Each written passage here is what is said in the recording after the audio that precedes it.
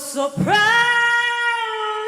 we hailed at the twilight's last gleaming, whose broad stripes and bright stars through the perilous fight,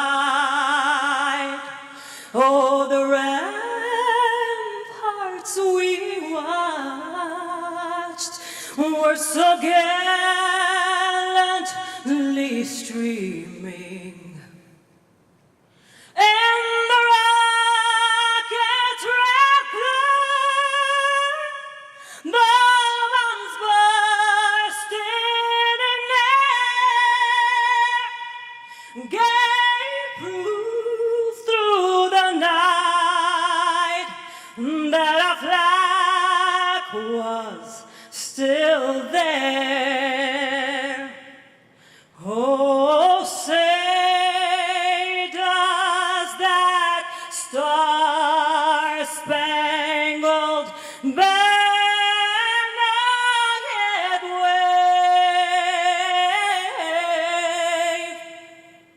o'er the land of the free, o'er the home of the brave.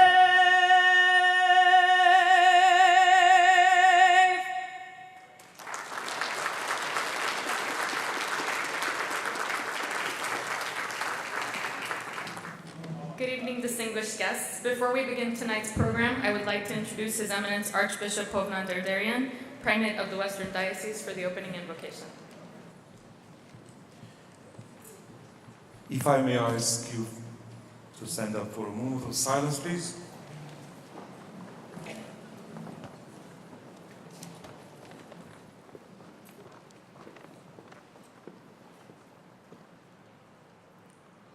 Almighty God, we lift up our hearts and pray for the souls of the martyrs of the Armenian Genocide.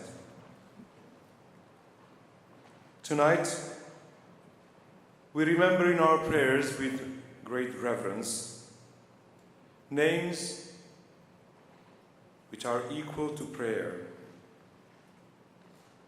names which are honorable to us and to our nation,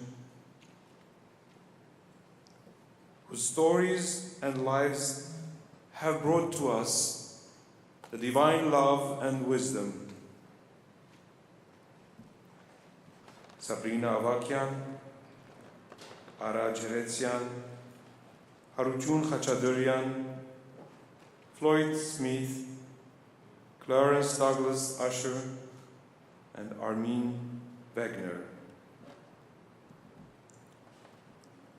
We ask your blessings upon their souls, and we give thanks to you for blessing us through their sacrifice. Through our prayer, we feel that we bring an act of justice to their memory. Through tonight's remembrance, we bring an act of justice to their memory, and through honoring them, we bring an act of justice to their memory. Bless also, O Lord, the Armenian American Medical Society for this initiative, remembering the heroes and the healers who, through their stories of courage and altruism in times of genocide, have not only witnessed the martyrdom of our nation, but also have become the holy hands of the Almighty God. Bless, O Lord, the Armenian American Medical Society and all the members of this institution who, through their diligence, mission, and sacrifice, bring justice to the memory of the martyrs and pride to our community. Amen.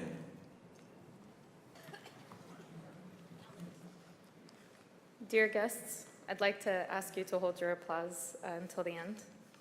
To our distinguished guests, His Eminence Archbishop Hovnan Derderian, Primate of the Western Diocese, Reverend Father Raymond Kirizian, representing Archbishop Mushag Martirosyan of the Western Prelacy, Valery Makartumian, Deputy Consul General of the Consulate General of the Republic of Armenia in Los Angeles, Paula Devine, Council Member, City of Glendale, Ara Najarian, Council Member, City of Glendale, Talim Darmanjian, representing Assembly Member Adri Nazarian of the 46th District, Mary Hovakimian, representing Congressman Adam Schiff, 28th Congressional District, Alex Kelejian, representing Supervisor Michael Antonovich, Lucina Yarian, Executive Office Manager for Glendale Police Chief Robert Castro, Michael Sarian, President of Prime Healthcare Services, Kevin Roberts, CEO, President of Glendale Adventist Medical Center, Ramela Markarian, Vice President of Glendale Adventist Medical Center, Maria Vartanian, representing Jack Ivey, CEO of Glendale Memorial Hospital,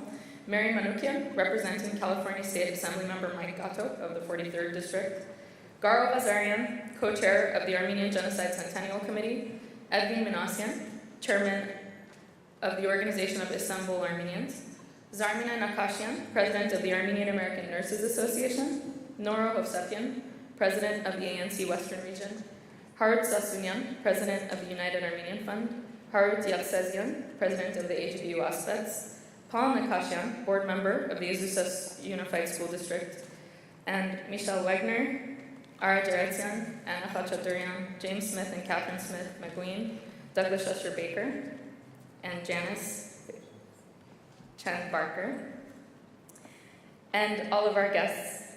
We thank you for joining us tonight. I would like to welcome you on behalf of the Armenian American Medical Society. My name is Avalon Bagdasarian Barkadarian, and I am a longstanding member of AAMS, as well as a current board member with the distinct honor of serving as your MC this evening. We have great responsibility in commemorating the 100th anniversary of the Armenian Genocide. For one, we must remember those who perished and make our voices heard. We must show the world that we stand unified and will not tolerate atrocity. We are not just living proof that the Turks did not succeed in their endeavor. We live, plant new roots, and are thriving in the diaspora to show the world that we are not going anywhere. Yet all around us, the lessons of our ancestors are ignored. Every day, people continue to be persecuted around the world. In standing for our rights and the recognition of the Armenian Genocide, we also stand for the rights of people suffering at the hands of extremists and dictators in modern-day times. As physicians and medical professionals, we take an oath to help others in whatever capacity is necessary. Tonight, we honor medical professionals who transcended the boundaries of religion, race, and ethnicity to do good for humankind in times of unspeakable tragedy and terror. We are humbled to be in the presence of the families of the brave men and women we are honoring tonight. We have a truly unforgettable program, so without further ado, please allow me to introduce our president, Dr. Serena Melidonian, to share her thoughts.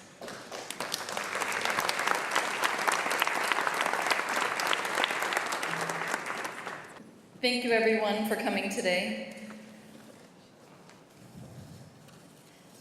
Good evening, His Eminence Archbishop Hovnan Derderian, Deputy Consul General of the Republic of Armenia, Valery Makartumian, distinguished dignitaries, extremely deserving honorees, and guests. I am extremely proud to stand here before you tonight as the President of the Armenian American Medical Society. 2015 marks our 30th anniversary, and I can't think of a better celebration to highlight this milestone. The Armenian American Medical Society began as a group of physicians who were united in the desire to network and provide medical support in Armenia. This small organization has flourished into over 500 members, crossing every aspect of the medical profession, from pharmacy to genetic counseling, nursing to dentistry, while continuing medical projects in Armenia, such as the Juvenile Diabetes Project, the Pediatric Epilepsy Project, and the Women's Clinic in Qarabağ. The Armenian American Medical Society has been active locally as well, with the Glendale Health Festival, which fills this auditorium, 2 floors of this auditorium each fall, providing free health screening and services to the local community. In addition, we offer our members necessary continuing medical education and continuing dental education credits to maintain their licensure throughout the year, as well as networking opportunities. I'd like to begin by formally thanking the honorees for their lifetime of sacrifices for humanity, because without them, this night would be meaningless. Thank you to the relatives that could be here today to accept the recognition on behalf of their ancestors. The journey to create this event was incredibly rewarding and educational. Small example of what we went through, we found out about the tents that are displayed in the back, and I encourage all of you to take some time to look through the tents. We found out about the tent, spoke to the person, and the woman who had created this idea was a Jewish woman living in Minnesota. In speaking to her, she started talking about her annual fundraiser, and you can actually buy a copy of their calendar that they create. It's their annual fundraiser, this year dedicated to the Armenians that helped in the Holocaust. And two of our honorees tonight are displayed in that calendar. Haratun Khachaturian, as well as Ara Jaretyan's story, is listed in that calendar. So it showed us how the community is united. Once one of these atrocities happens, you learn that there's a formula, that the way they persecute, there's a way they continue that formula. But there's also a formula that the medical professionals turn around and help others, and they don't show distinction about color or religion or heritage. It's a matter of giving back because that is the right thing to do. Really quickly, I want to highlight the efforts of both the Near East Foundation, which originally was called the American Committee for the Syrian and Armenian Relief, and certain women that were highlighted through the Near East Foundation efforts.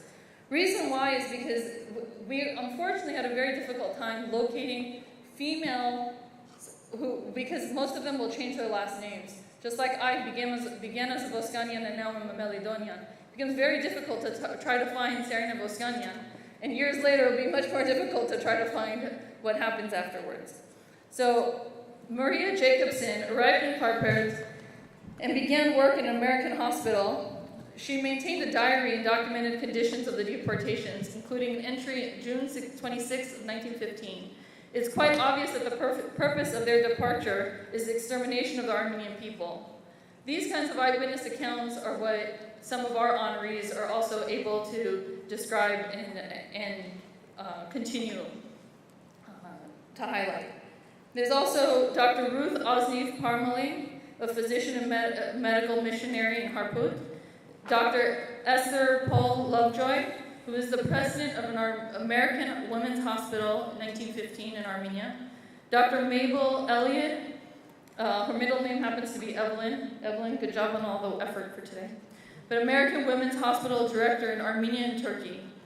In 1920, when America was barely starting to entertain giving women a right to vote, this woman was standing in Armenia and running an entire hospital.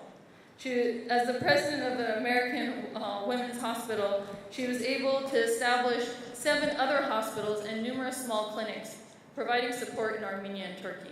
That is an amazing accomplishment, and if we could only find these individuals and their ancestors to honor them. So I wanted to definitely highlight that.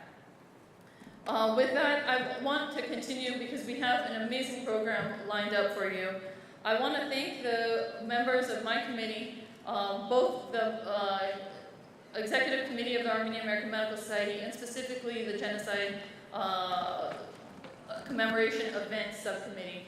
And you will see each of us on stage at different times presenting the different honorees. But thank you everyone because truly this has become a collaborative effort to put this event on today. Without further ado, I would like to call our councilwoman provide her remarks. Thank you very much for attending.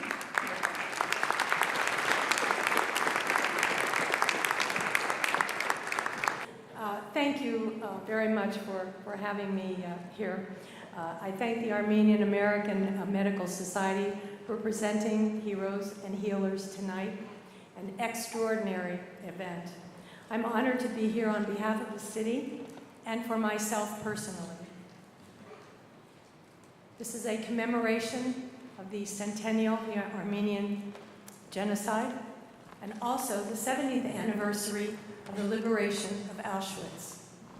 I must tell you that many years ago, I visited Dachau. That was one of the saddest days of my life. Man's inhumanity to man can be very cruel. We all know that. Although, and tonight we get to see that in the tents in the back of the room. Although it's a devastating and sorrowful reminder of what atrocities have occurred in our history, we must remember that these violations of human rights and attempted annihilation have failed. They did not annihilate, and they will not destroy. All they have done is empowered. Look around this room. Look at the person next to you. Doctors, nurses, pharmacists. Nurses, I've said that again.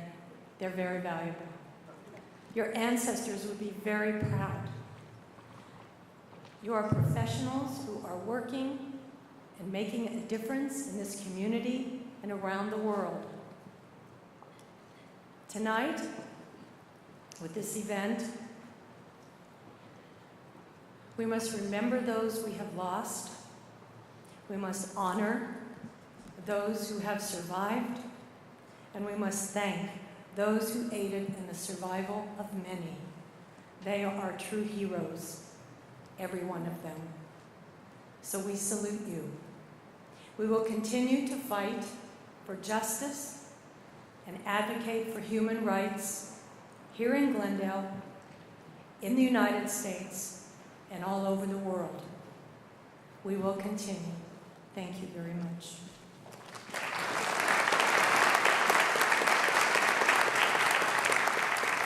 Thank you. This upcoming performance, titled I Remember, is a beautiful piece with lyrics by Paula Kasabian and music by Greg Hosharian. It will be performed by Paula Kasabian, Shant Khazarian, and Sosa Hovanesian.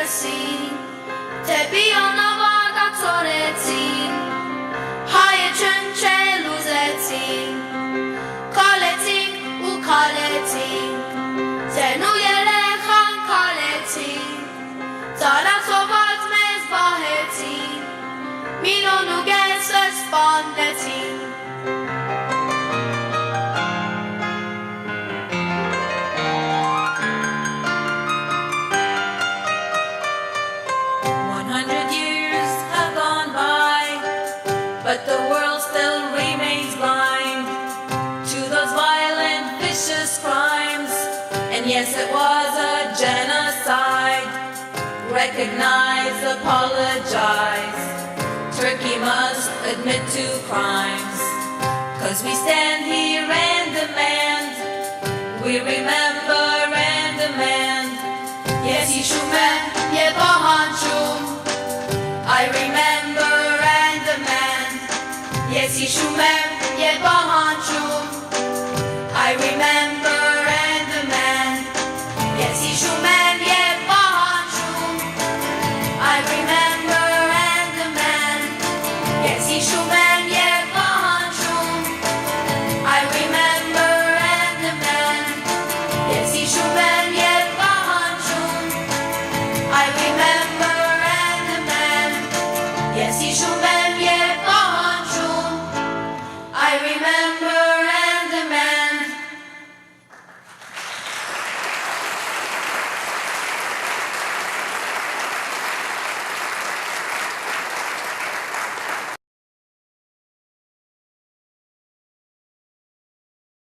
Hello, I'm Congressman Adam Schiff, and I have the privilege of representing a large and vibrant Armenian American community in California's 28th Congressional District. I regret that I couldn't join you in person today because of the voting schedule in Congress, but I wanted to share my thanks, appreciation, and some thoughts as we approach the centennial. On April 24th, we will commemorate the 100th anniversary of the Armenian Genocide. 100 years ago, the Ottoman Empire, in its dying throes, undertook a systematic effort to exterminate the Armenian people, killing over 1.5 million Armenian men, women, and children in a campaign of death and destruction. 100 years later, we will stand up again to say that their efforts failed. The evidence is all around us, with a thriving Armenian diaspora that I'm honored to represent, and a proud Armenian nation and heritage their descendants have continued to pass on. We stand together because in the face of the continued denial of the historic facts of the genocide by Turkey, we have a duty and an obligation to speak the truth.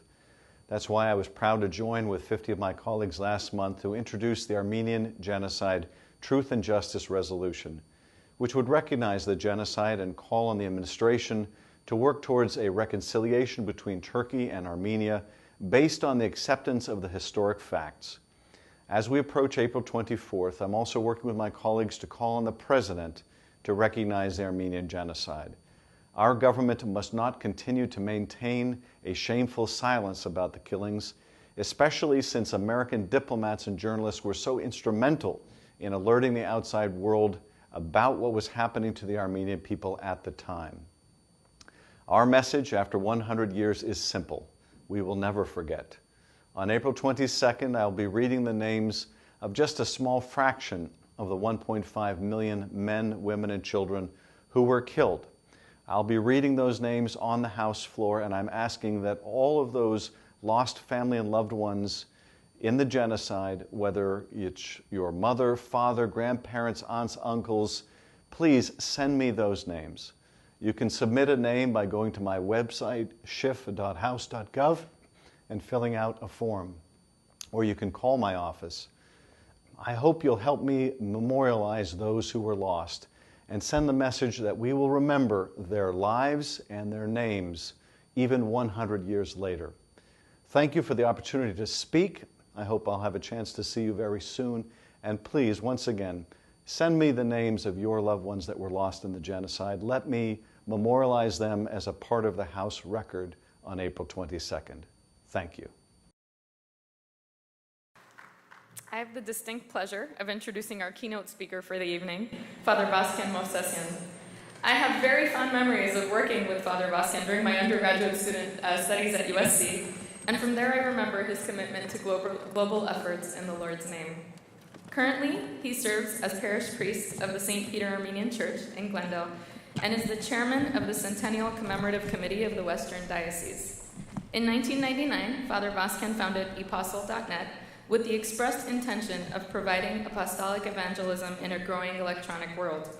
In 2003, he founded the In His Shoes mission, which challenges victims of atrocities to heal and move forward by extending support to others. He traveled to Rwanda in 2006 with educators from USC and brought back messages of hope and love. Here to share some of those thoughts with us now, please join me in welcoming Father Vasken Movsesian. Your Eminence Archbishop Derderian, distinguished honorees, guests, thank you so much for having me here this evening. I want to take this opportunity to thank the Armenian American Medical Society, and not only thank them, but to congratulate them. Because today, in honoring these wonderful people who stepped beyond the normal, what you're doing is you're changing the metaphor. And that's what I want to talk about. Changing the metaphor.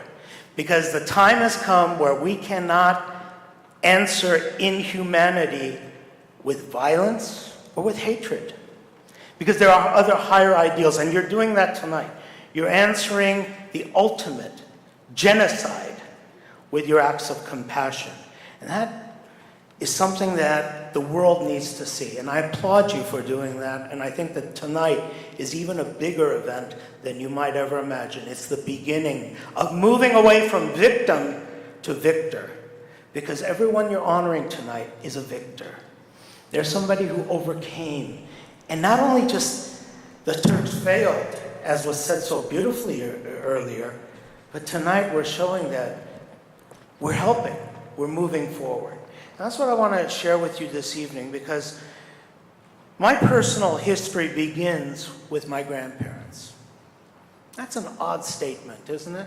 We all have personal histories. We're 5,000-year-old people, the Armenian people, but we actually begin just a few generations ago. A few years ago, I had some medical issues. The doctor pulled me into the room and he wanted to conduct a history. I know you could appreciate that. There is no history. I could tell him what my parents had, what my grandparents may be spotty, but that's it. There is no major history.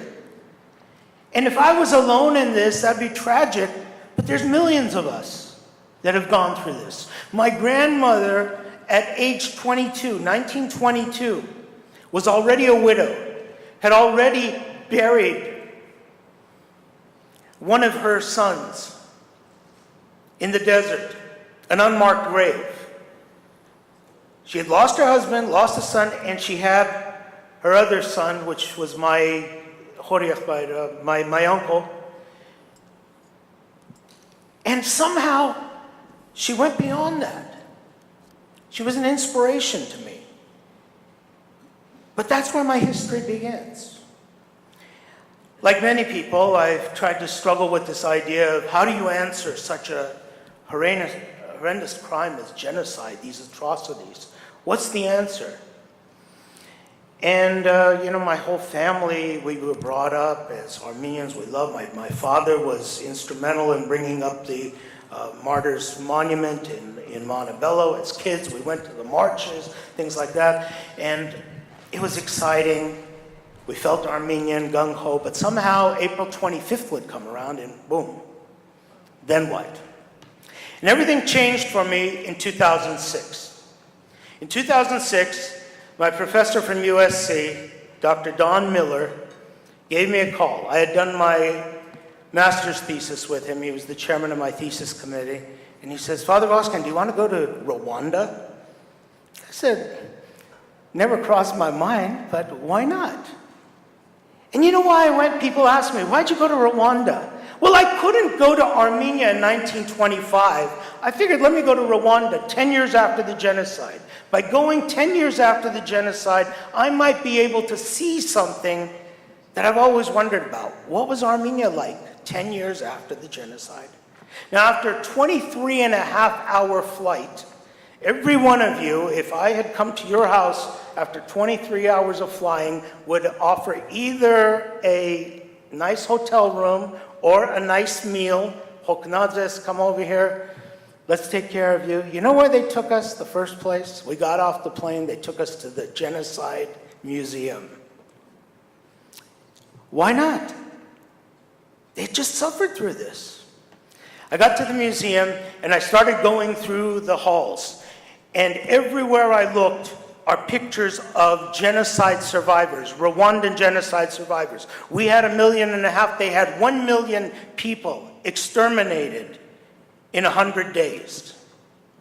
And they needed to tell the stories. And one after the next, I'm reading their stories up on the wall, and every story is the exact same story my grandparents told me. In the middle of the night, the gendarmes, the police would come. They'd round up the men. They'd kill the men. They'd rape the women in front of their children. The children were sold in slavery, but they were taken out. That was it. I'm reading one after the next, and I'm reading stories of the Armenian genocide, but in Rwanda, to these people. And I realized that, you know what? It's the same genocide. Camp Darfur is over here today. Please take some time to go through these tents, because it's continuing. So I'm like a little baby in this museum. I'm crying like a little baby, reading these stories. And a lady comes up to me. She was a staff member, and she said, "What's wrong?" And I said, "My grandparents were genocide survivors." And then she asked me a question that I want to leave with you tonight. She asked me a question. She said, "Which genocide?" As Armenians, we need to think that we were the first of the 20th century, but tragically we weren't the last. And there I was, with one foot on the first genocide of the 20th century and the other foot on the last genocide of the 20th century. And I'm thinking to myself, wow, which one? And I said, the Armenian genocide. And she said to me, well, have you gone into the other room? And I went. I went to the next room. There it was in Rwanda. My president could not say genocide, and in Rwanda, we were the heroes. A room dedicated to the Armenian people. We were the heroes. Every picture that we had grown up with was hanging in the middle of Rwanda in a museum. And the Armenians were the heroes there. Now, for the next 2 days, I went around and I saw all kinds of sights. We went to the Nile River. Do you know what they called the Nile River? They called it the Red Nile. What did we call the Euphrates? The Red Euphrates. Why? Because it was filled with blood. It was filled with bodies. Same story. Until after about the third day, I realized that I wasn't seeing anybody with gray hair. Because everybody I was meeting were children at the genocide. I was meeting the teenagers. I was meeting the 20-somethings. Until they took me to a widows' gathering in a small village outside of Kigali. And there I met these widows. There was about 200 of them in an auditorium about the size of this place. And you see them answering the question over there. The man next to me said, how many of you are widows? They all raised their hand. That's not what they're answering over here. The next question they asked, how many of you have HIV/AIDS? You want to talk about inhumanity?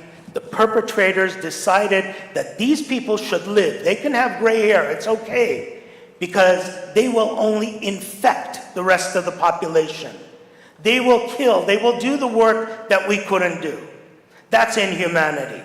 That's the ultimate genocide, wiping out the entire gene pool. And I met these women, and somebody said, Father Voskin, would you say a few words? No, what can I say? What do you say to people like this? But I said a small prayer to myself, and I got up, and that's when my life changed. I looked out at them, and I said, in looking at you, I see my grandparents. And I hope in you, looking at me, can see your grandchildren, that they will be getting out of this place, that there is hope. One by one, they came up and they hugged me. They thanked me for not forgetting them. And you know what? At that moment, I realized that as an Armenian, we have a mission beyond just carrying flags, beyond just telling people about something that happened 100 years ago. Our mission is to take that 100 years and show the world that we are living and we are the reflection of hope for people. We were the heroes over there, because for the first time in my life, I was colorblind. I was hugging my grandparents from 100 years ago, and they were hugging into the future, their grandchildren. And this is the message that I have for you today. We need to start changing the metaphor. We need to answer violence with love, with compassion. We take great pride in saying we were the first Christian nation. The first Christians were 1,700 years ago. We need to start displaying the love that we have in our heart. We need to start showing compassion. And today, by your honoring these people, that's exactly what you're doing. You're applauding that compassion, that love that's in our hearts. And it has to be an example for the rest of the world, for the rest of the Armenian population. We are an incredible people because we have the ability to go out there and turn hatred into love. And that is the ultimate victory. You want to know what the opposite of genocide is? Peace. And we can bring peace. I want to leave you with the final picture today. This is a young little girl that I met in Kigali, Rwanda. And the reason why I want to show you this picture, he's talking over there. Can I get the next slide? I want to leave you with this last picture over here. I met this little girl in 2006. Her name is Arpi. She was named after Don Miller's daughter because of the love that they had for the Rwandan family. They wanted to show Don and Lorna their appreciation. Imagine that. In Rwanda, there's a child named Arpi. Imagine all the people you're touching. There's Arpis and there's sunshine out there because of you. God bless you all. God bless the Armenian people. Keep love alive. Keep your passion flowing. You take the Hippocratic Oath. We all should take the oath to love. God bless you.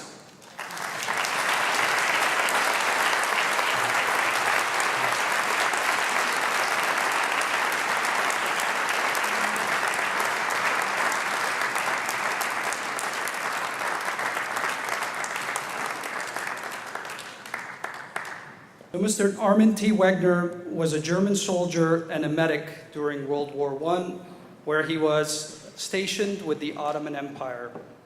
In April 1915, following the military alliance of Germany and Turkey, he was sent to the Middle East as a member of the German Sanitary Corps. He used this leave to investigate the rumors about the Armenian massacres that reached him from several sources that were present there.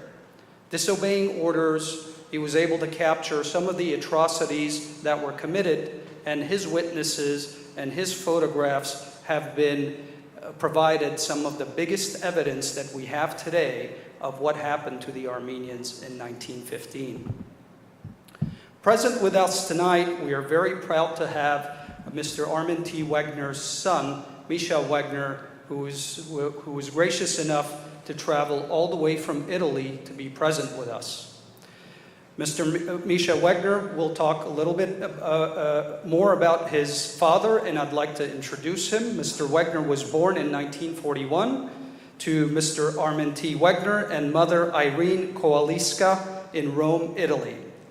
Misha Wegner grew up in Positano, Italy, and moved to Rome in 1954 to receive his education at the German school in Rome, followed by the university at the Faculty of Architecture, also in Rome.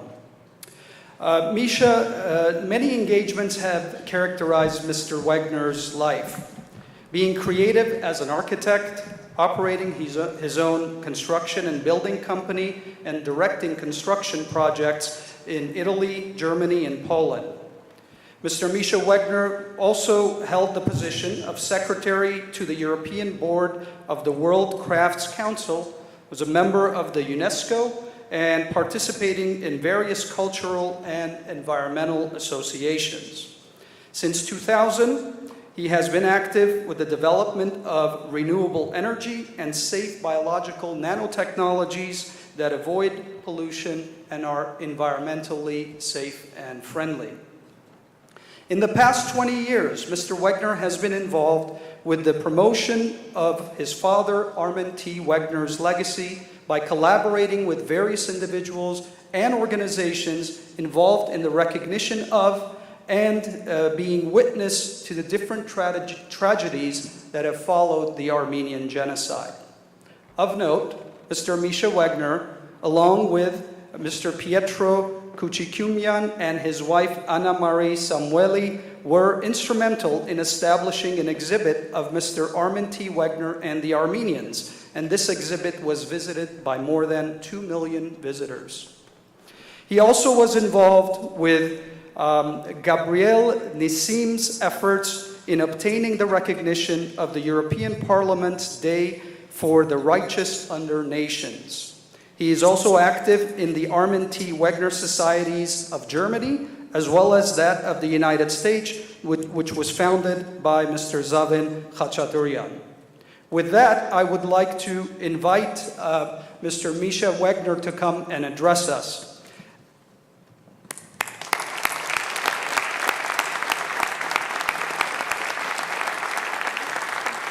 And as Mr. Wegner is making his way up to the podium, I would like to announce some of a plaque that we have to honor your father's contribution and your work as well. This is a plaque of appreciation from our organization. In addition to the plaque from our organization, we have several commendations from various politicians, and I'm just going to go over them real quick. The County of Los Angeles, from the Office of Michael Antonovich, has provided a commendation. Senator Adam Schiff's office has also provided a commendation recognition for your and your family's contributions. The California Legislature Assembly from the office of Michael Gatto also has given a commendation. We also have a commendation from the city of Glendale, from the mayor's office, from Mayor Zare Sinanyan as well. We also have a commendation from the California State Senate from Senator Carol Liu. We also have a commendation from the City of Los Angeles, from the office of Council Member 2nd District, Paul Krikorian. And last but not least, we have a commendation from the City of Los Angeles, from the Mayor's office, Los Angeles Mayor Eric Garcetti. So we will hold on to this in the backstage so you're not burdened with them. And now with that, I'm going to let you have the podium and address our attendees. Thank you very much.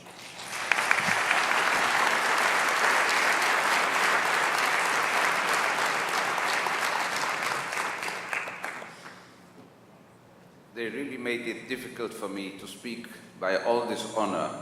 I don't feel anything special. I am a son of, in some way, of somebody who passed a genocide himself. Genocide, who survived, is somebody who has lost, was taken away his dignity. And my father has been taken away his dignity when in 1933 he was hit very hard by the Nazis and was pushed into concentration camp. He never got over that. His tragedy was that he was a right-hand poet. Please imagine that he was born 1886, and when he was in Turkey in 1915, he had been already a successful writer and poet. There is a book about photos done concerning the genocide by an Italian woman who made a very great research all over the world about the photos. And she wrote in her book, the most important photos are those of Armin Wegener. And her reason was that they give a special feeling to those who look at these photos, because it speaks with a great personal feeling, and it is the eye not of a photographer, it is the eye of a poet. But the photos alone wouldn't have been enough that today I'm standing here to speak to you and you know about these photos. It has a long story, because since 1915, when my father brought the images about the genocide back to Germany, it took a long time. It was only 1919, for the first time, that he had the chance to have a conference in Berlin, because the time has changed. It was the Weimar Republic, and he was allowed, he was able to speak to the people and show these photos and speak about the Armenians and their culture. He had great difficulties because some of the people being there to listen to his conference were also Turkish people, and they made a great mess in this conference. It took a long time that the photos were somewhere at home, and you have to imagine that after 1923, nobody was any longer speaking, working, doing anything about the Armenian genocide. At least as far as we know and I know with the people who are concerned with in Europe. It was 1965, exactly 50 years ago, that some Armenian friends wrote to my father, please do an article for the newspapers so that people remember again that there was a genocide 1915. And so he prepared a letter for the newspapers. And he sent it to different European important newspapers. And he got no answer. This article was published in Lebanon, in Armenia. Only 1 year later, an important newspaper in Europe, the Weltwoche in Switzerland, published this article. When he wrote to the directors of the newspapers, for instance, of those of the Jewish community of Jewish who left Germany because of the Nazi, in the States, or in Germany, saying, the reason you should publish this article is that it has been the first genocide of the century, and it was the best way to show to the German Nazi how something could be done. He wrote, I remember now when during those days of the genocide I was able to enter villages of the Armenians who had been left. I entered the houses. The village was empty. On the walls were hanging the images of the people who lived there. And I had the feeling I was hearing them speaking and shouting, leaving, forced to leave the house.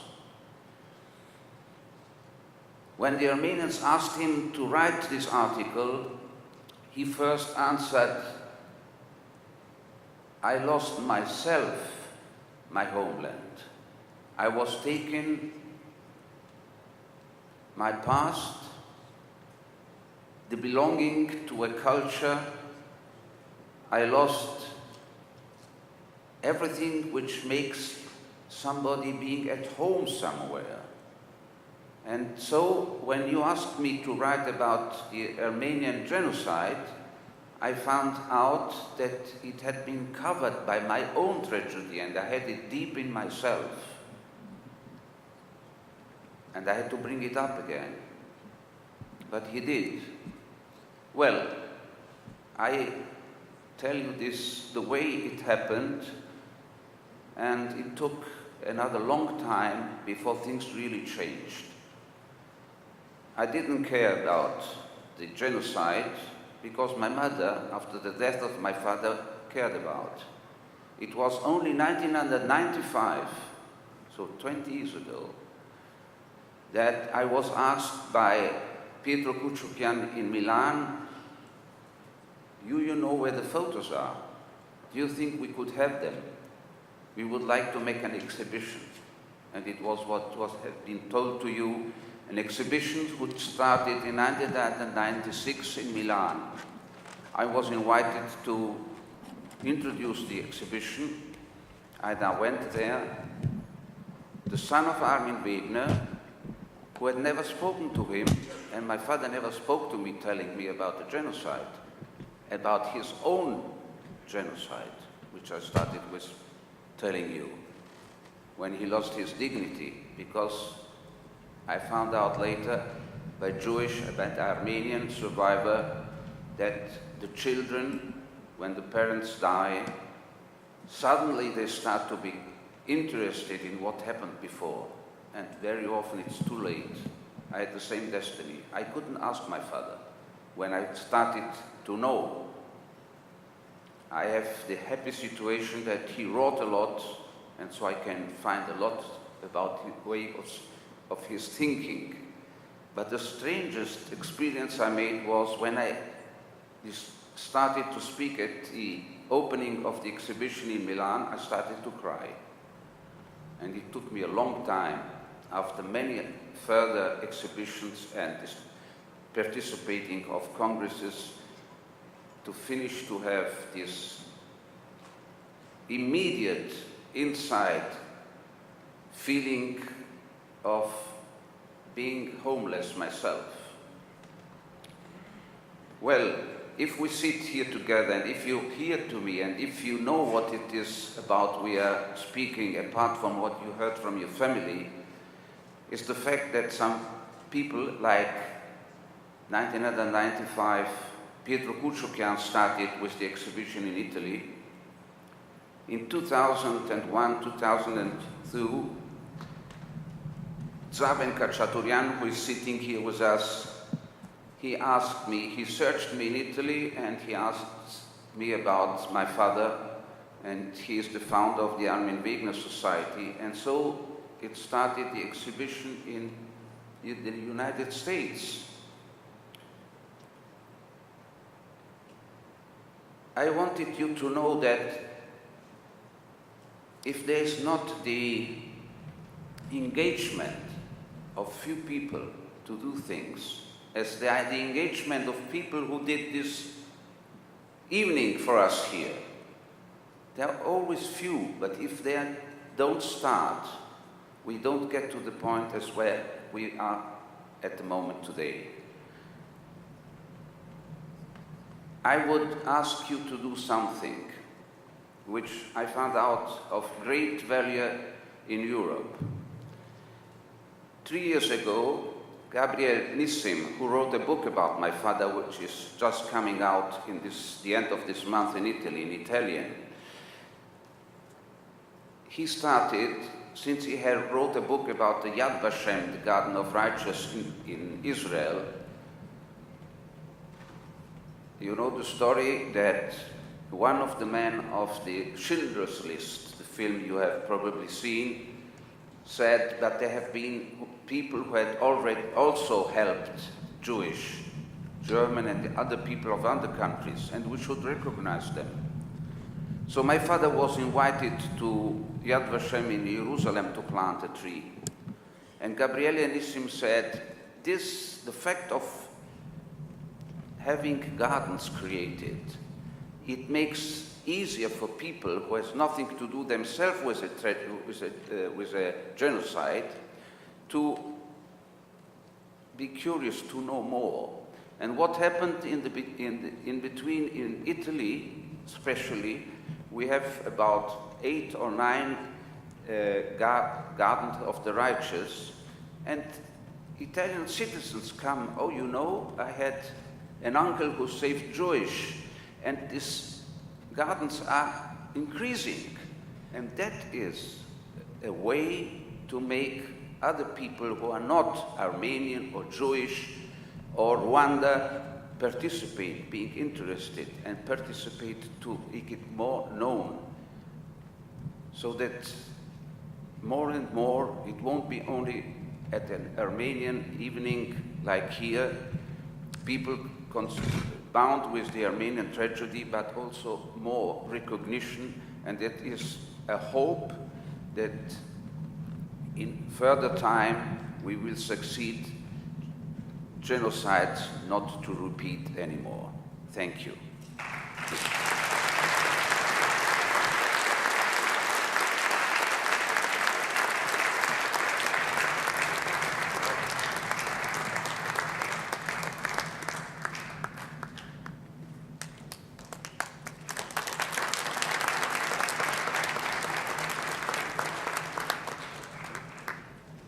Our next honoree of the night is an American physician and missionary by the name of Dr. Clarence Douglas Usher. During his service in Turkey, he witnessed and reported on the condition of Armenians living under Ottoman rule and risked his life to treat Armenians suffering from various diseases. He met and married Eleanor Elizabeth Barrows Usher, the daughter of missionaries in Caesarea, Turkey, in 1900. He was witness to the siege of Van, and in 1917 published a memoir called An American Physician in Turkey, detailing all his first-person accounts of the events in Van. Here to accept the award is his grandson, Douglas Usher Baker, the son of Dr. Usher's daughter, Eleanor Elizabeth Usher, who herself fled Vaughan during the siege in 1915 and married Dr. Roger Denio Baker. Mr. Baker studied at Parsons School of Design and New York University. His professional roles have included painting, graphic design, creative director, and advertising executive. His daughter, Rachel Baker August, is a development and fundraising professional in the nonprofit sector. His son, Nicholson Baker, is a writer, essayist, and novelist. He's here tonight with his partner, Janice Chen Barber. Mr. Baker currently resides in Pittsford Village on Erie Canal, near Rochester, New York. Please join me in welcoming him to share a few words. Let me hold this for you.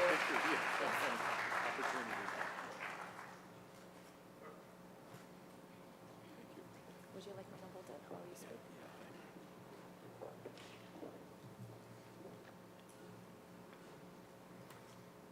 As you just heard, I'm the grandson of Clarence Douglas Usher. I did not know him too well. He died in Santa Monica, 1955. So I had a few years with him. I was born in 1934.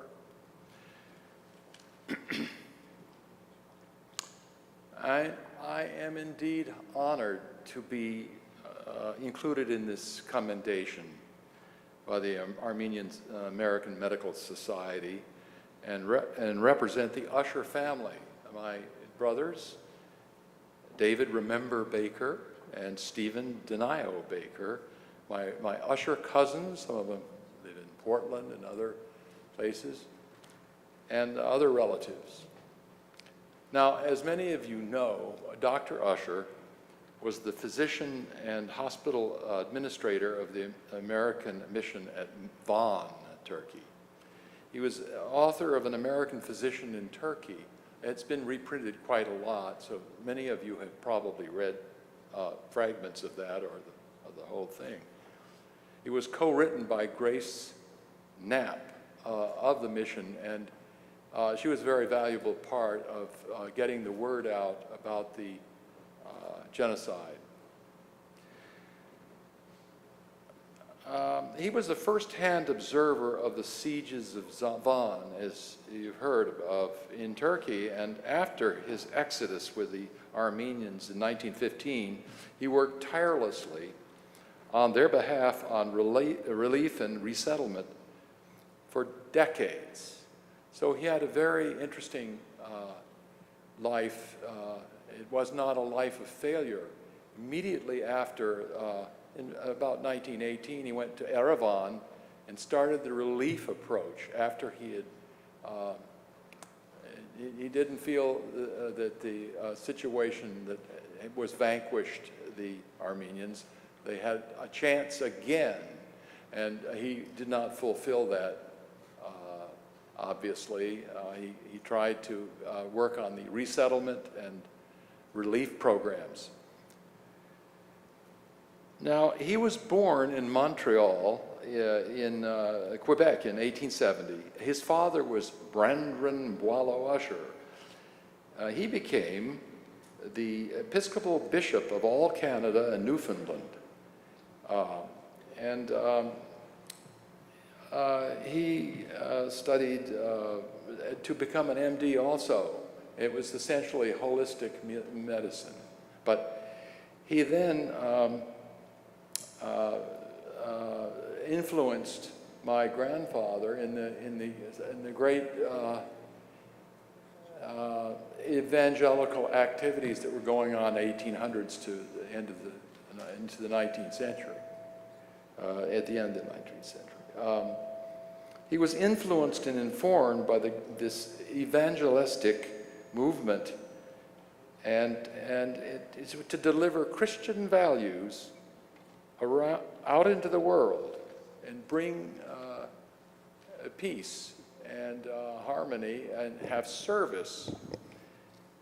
Now, growing up with this background and influence, the bishop's son, Clarence Douglas Usher, my grandfather, briefly studied theology in Philadelphia. He was a traveling preacher in Wyoming. He studied medicine in Kansas City, Missouri, and with an MD in 2 years, developed a thriving practice there. But then, in his late 20s, he was offered a position to immediately serve a 3-year stint as missionary doctor in Turkey. He accepted the challenge. It would be an adventure. Motivated in part to serve the less fortunate, and in a spiritual sense, to answer the call.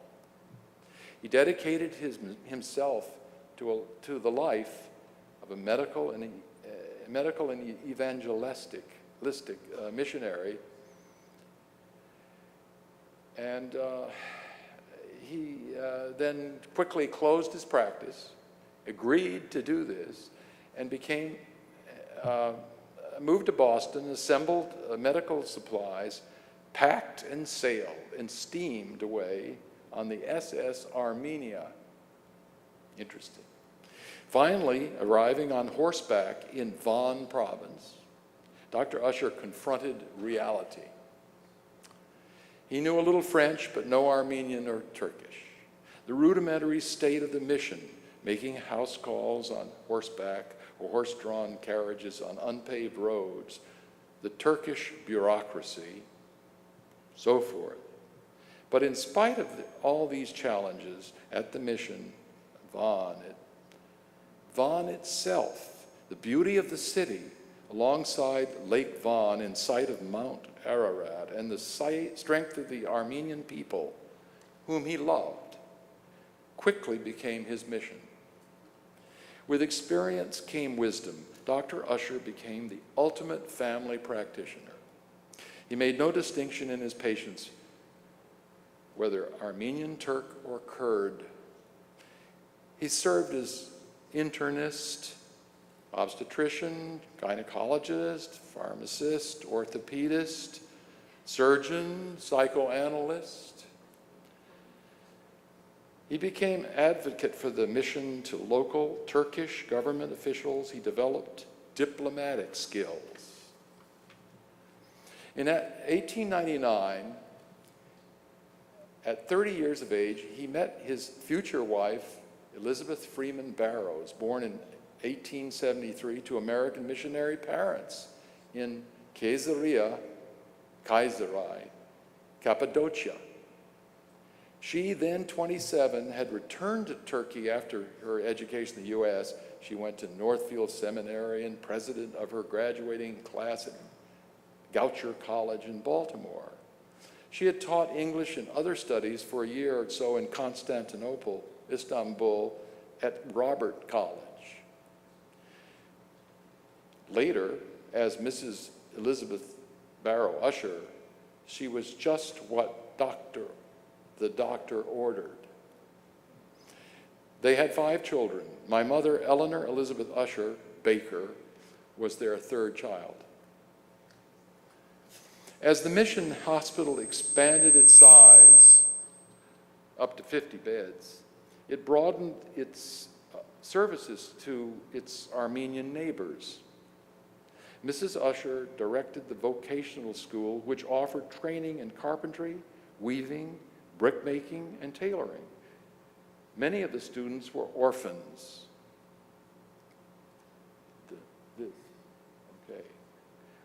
Mrs. Usher organized a lace-making workshop.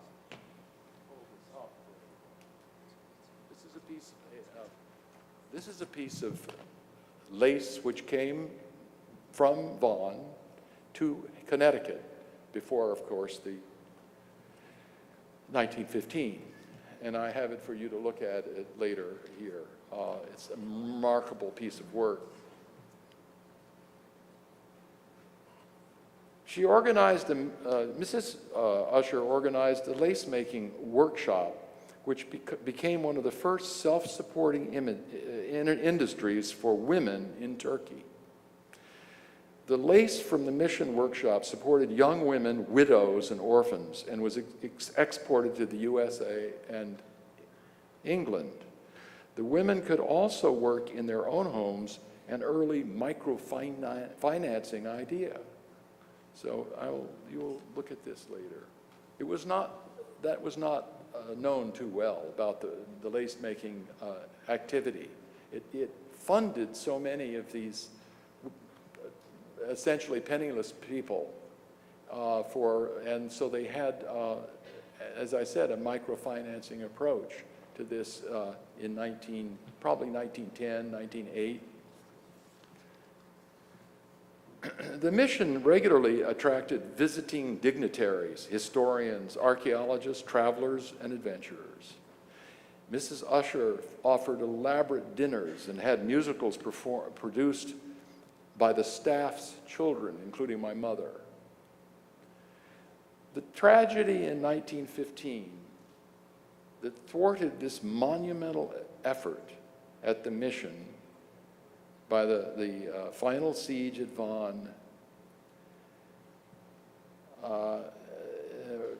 was written about in my mother's essays that she started producing at the age of 60. I have one of them here, which it would be on the net, I think. We'll work that out. It's called The Salt Bag, and I'll read a fragment of this. She writes in her essay, The Salt Bag, of the terror, helplessness, and panic during the Exodus, which was guided by Russian troops ordered to protect the escaping Vanitsas. Her mother had died 2 weeks earlier of typhus. And the reason typhus was rampant in the mission compound, there were 3,000 refugees crowded into the Von compound there of Dr. Usher's mission.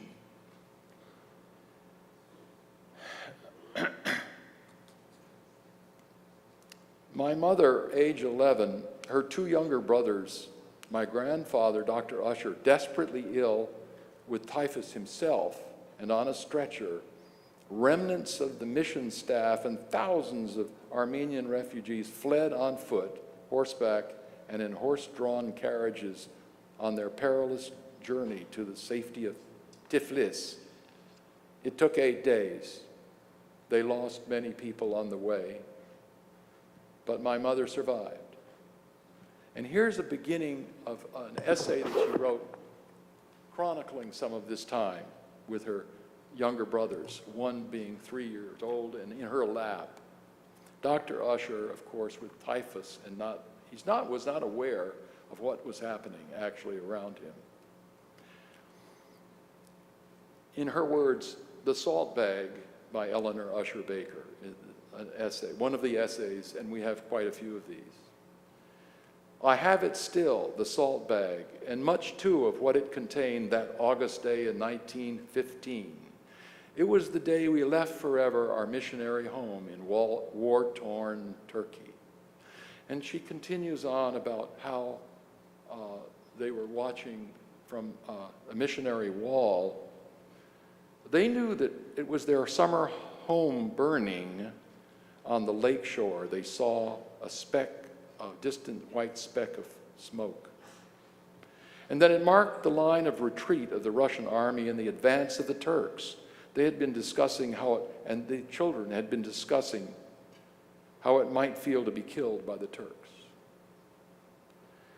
She continues on about this terrible refugee exodus. Now, prior to that, she says here, we knew that what we left behind would never see again. And I remembered Mother's beautiful silver pieces kept in the dining room sideboard, and I ran to get them. So she collected some of the things that meant so much to her. Her mother's rings, a thimble. She was 11 years old. A thimble, a small napkin ring with her name that had come from Connecticut, and various things that she thought were the only things that she thought would possibly she could deal with. She ran to the kitchen and she got what was called a salt bag. That's why it's named a salt bag. which they, in Turkey and in Armenia, they used these bags that tied up, and they had various wheat or bulgur or whatever in it. Every kitchen had one of those, and she got an empty one and started putting these things in. And then she tied the bag, which could tighten up, around her waist, underneath her petticoat and, I guess, skirt at the time. And for the 8 days, marched with that memory of her life up to age 11 there. It was the only thing that they got out, as a matter of fact. Terrible situation. And I thought today that I'd bring the actual item to show you. This is what came from Vaughn around her waist, right here. I have it. So you're welcome to see this later here. I sort of go to tears. Yeah. This will make it into a museum sometime, I hope, for this.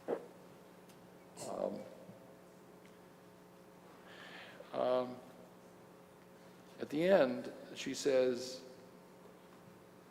"And always the salt bag with its treasure stayed hidden under my dress. It was there when we finally reached Tiflis and were scornfully refused accommodation by one hotel but were accepted by another after the American consul's wife had guaranteed baths and clean clothes for all of us. We had to have new shoes, for our old ones had to be cut off from our swollen feet. It was then that the bag was discovered, and it with its treasures locked up in the hotel vault. Weeks later, in the keeping of one of the adults, it would travel by train through Russia, Finland, Sweden, and Norway. It sailed with us to New York and only became mine again 14 years later when I claimed the salt bag with some of its treasure as a wedding present from my father." There.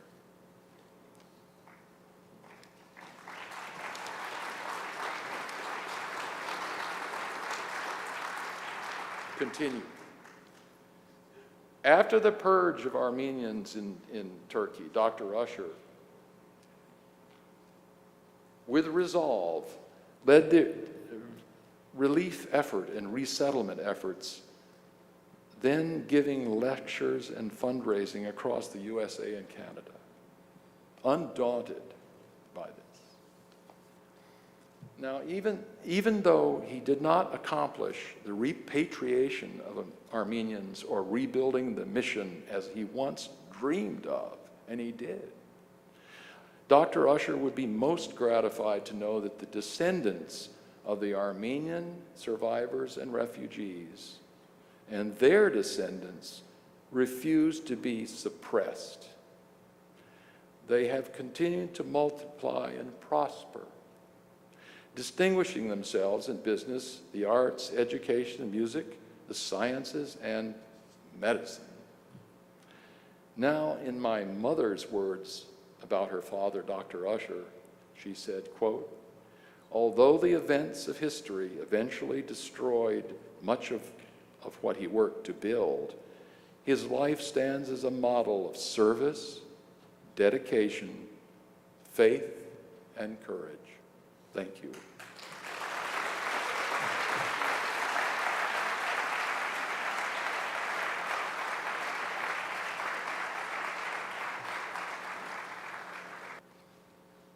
When we go to the doctor's office, we expect him or her to protect us from infection and other ailments.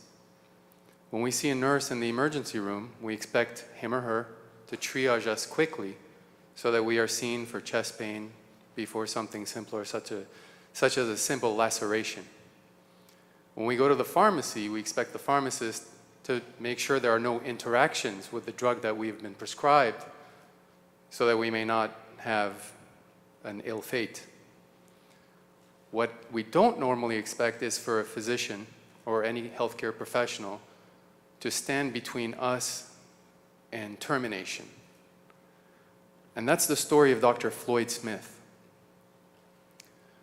This was a physician who left Iowa as a missionary, along with his wife, to embark in a journey in the Ottoman Empire and much of what is now the Middle East to help the underserved. And Dr. Floyd Smith went around treating, at the time, the largest pool of victims, which were the Armenians, despite repeat warnings from the Ottoman government to not treat them and to leave his post.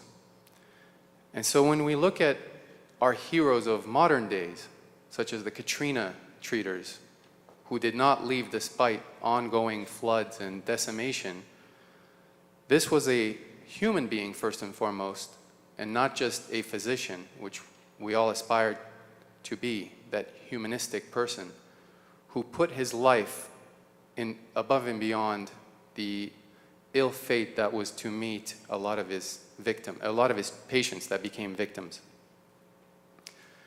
And so tonight, I'd like you to ponder upon one of the most recent Nobel Prize winning organizations, Doctors Without Borders, and realize that that organization was formed in 1971, and the likes of Dr. Smith came almost a century before that in implementing that type of humanitarian aid.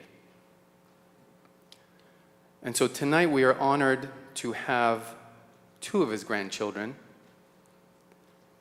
Catherine Smith Magwini, who has followed her grandfather's steps in public health and actually lives very close by in the San Fernando Valley, along with James Floyd Smith, or Jim Smith, as I've come to know him, who is the grandson of Dr. Floyd Smith, and he hails from Kentucky these days, a retired naval officer who is raising horses, essentially, in a horse farm in Kentucky. So I would like to take this opportunity to welcome them both up to the stage to accept these awards.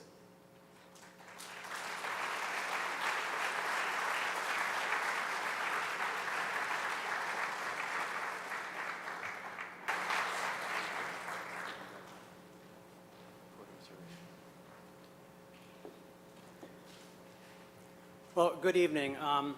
I have to say right off at the beginning, this is such a powerful event and evening. I thought I knew my grandfather. I thought I knew what had transpired when he and my grandmother lived in Turkey.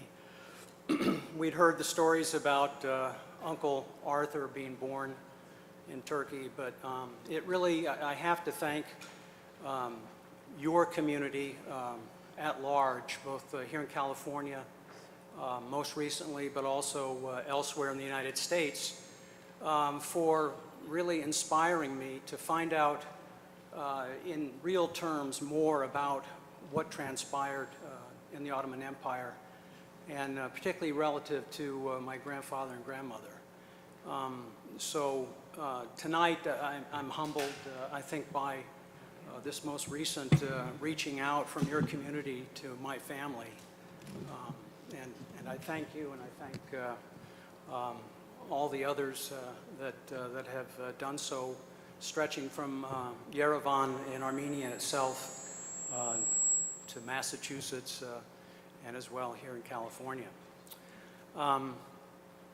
So having said that, I'd like to extend a hearty greetings from the bluegrass country in Kentucky, and my sister, hopefully not mistakenly, has given me the opportunity to speak. I hope you don't find that you wish it was her speaking. So first of all, Catherine and I want to thank the American Armenian Medical Society for inviting us and their hospitality. It's like I say, tonight is probably the ultimate, but the entire last day and a half have been very moving, and really it's so important to us that our grandfather and grandmother are being honored in this way because of the efforts that they took to help the Armenian people during the genocide in 1915. I have a few remarks, but I did want to give you kind of a preview. I'd like to end with something, maybe a bit more uplifting. It's how I think we often remember our grandfather. I have a little story that he used to share with us. It's more on a humorous side, I think. So that'll kind of be the conclusion. Let me also say, I think my grandfather and our grandmother, Bessie Smith, they would have dearly loved to be here tonight.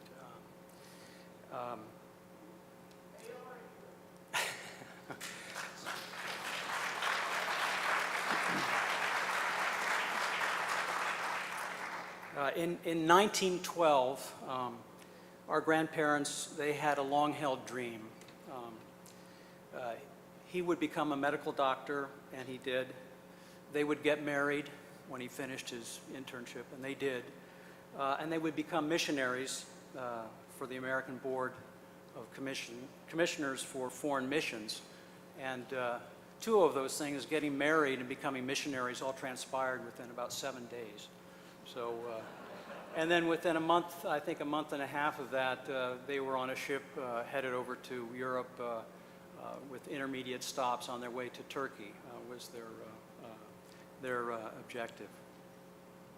But between 1913 and 1915, they lived their dream among the Armenians and others in the Ottoman Empire in Turkey, in Aintab, Harput, and then finally in Diyarbakir.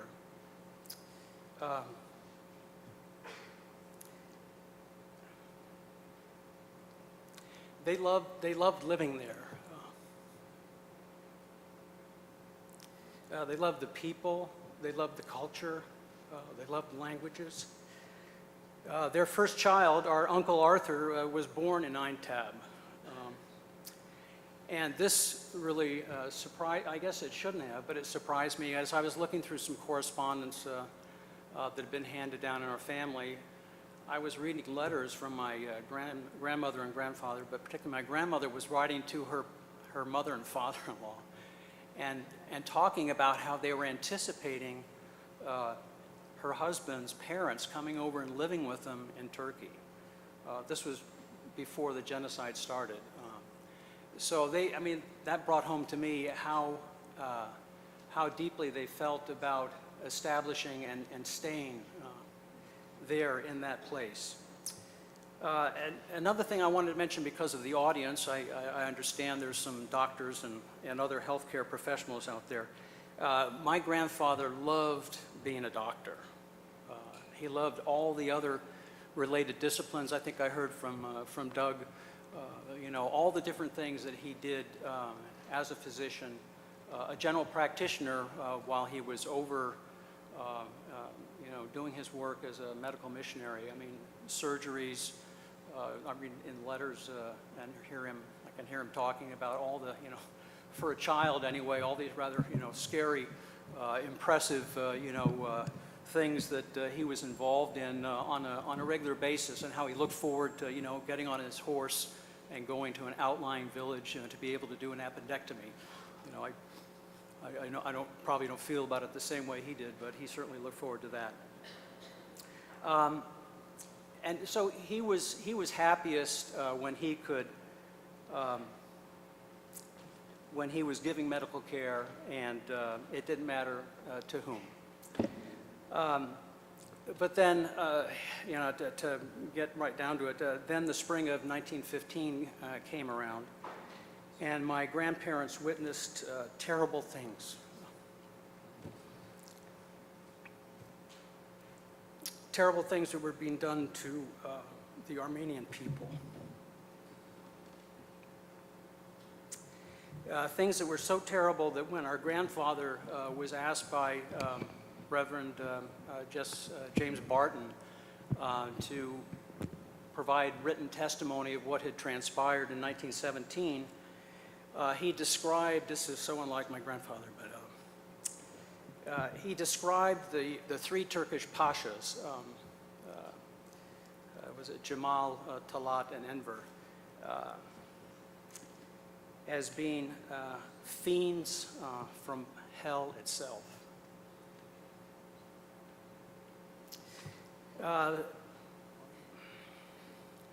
grandfather and grandmother took action when they saw what was happening all around them in Diyarbakir. Between April and June of 1915, they gave shelter and medical aid to many of the survivors of the massacres and the forced marches that were occurring in the area. But by mid-June 1915, they themselves were accused of being spies. And they were given 24 hours to leave Diyarbakir. And that was, a young family, if you will, with mother, father, and then a 1.5-year-old baby boy. On the journey out, my grandfather was arrested and thrown into jail twice. Once in Aleppo along the way by the police, and then again when they reached Beirut, being transported in a military train, he was arrested again and brought before a court-martial. And then as in many things, luck interceded, and the consul I believe in that area, the Beirut area, had contacted Ambassador Morgenthau's office. And Ambassador Morgenthau had requested the release of my grandfather, and another fortunate turn of events. By mistake, the Beirut police weren't informed that the army wanted him kept in the Ottoman Empire for further questioning or prosecution. And so the local police in Beirut let my parents and my Uncle Arthur essentially slip out and escape by ship with the clothes on their back. They didn't have passports. They just were able to get on a steamer and escape to Greece. But, and then this is, I guess, a testament to my grandparents. My grandfather did not give up trying to help the Armenians. They made their way back through Switzerland, it turned out, for a few months, and back to the United States, but they still hoped to go back. And my grandmother was already pregnant with my dad, and my grandfather, as a volunteer, went as a Red Cross doctor to a field hospital in a small city town, I'm not sure what, in northwest Persia that was near the Russian-Turkish front. And between March and November, he functioned as a Red Cross doctor, treating Turkish soldiers. And as you can imagine, the Turkish army, consisted of all ethnicities, as well as Russian soldiers that were wounded. And then in 1917, they still, after he'd come back to the United States, my grandmother and grandfather still didn't give up on their hope to go back to Turkey. And they continued studying Turkish at the Kennedy School of Missions in hope that they would be better prepared when they would be able to go back, when the situation on the ground would allow that. But ultimately, I guess the French had pulled out from central Turkey, and the Board of Missions decided that my grandparents were needed elsewhere, and they were sent to continue their work as missionaries in the Philippines in 1918. In essence, my grandfather didn't leave that post until 1957.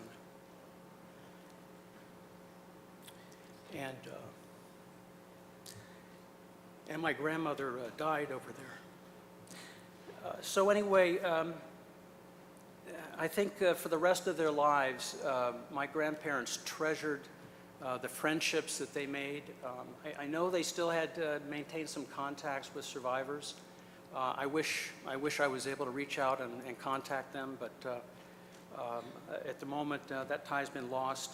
And I know from our conversations around the dinner table, really it was more Grandpa telling stories. But anyway, I do know that he was deeply affected by the genocide and mourned the loss of so many people. I think I speak for my sister and I and the rest of our family. We really thank you for honoring him. So thank you very much.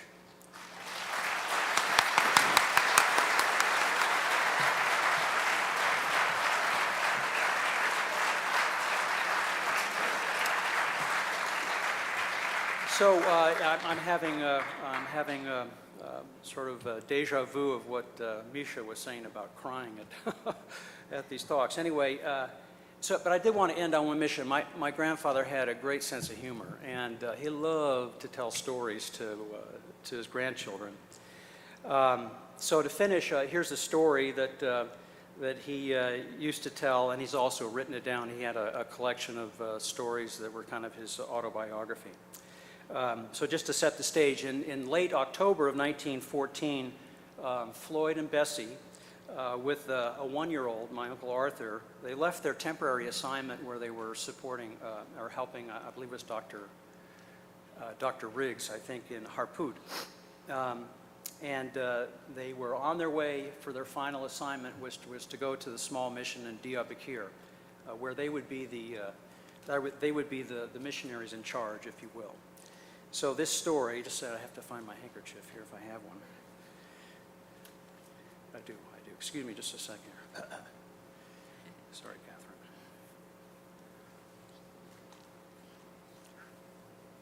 So here hopefully is a snippet of Floyd Smith at his best, if you will, when telling a story. This is about the troublesome sergeant. We stopped the second night out from Harput at a village, a day's journey from Diyarbakir.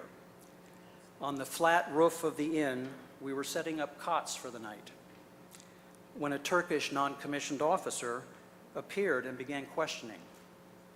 Who were we? What was our business? Etc.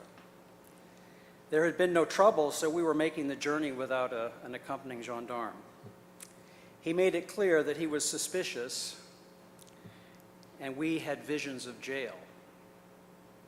He finally came with a capsule containing a white powder. He said, "If you are a doctor, as you claim, tell me what is contained in this vial."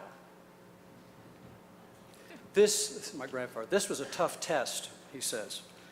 "I had no idea what was in the capsule."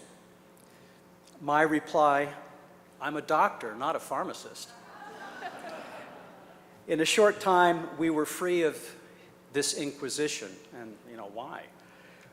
Some minutes later, someone came. "Doctor, will you please come to see the sergeant?"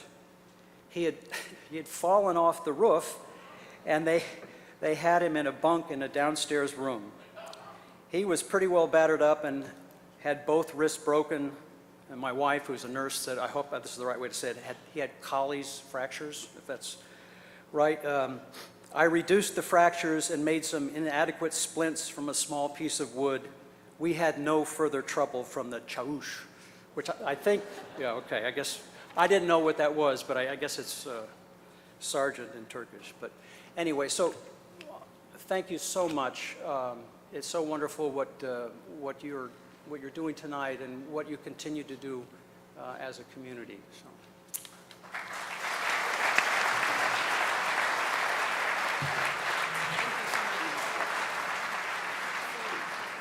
Our next performance is a very special one by the son of an AAMS member, Dr. Armen Vartani. He's here to perform Kujnara by Komitas. His name is Eric Vartani. He's a third grade student, 9 years old, who will be playing our ancient Armenian instrument, the duduk. Eric, please come up.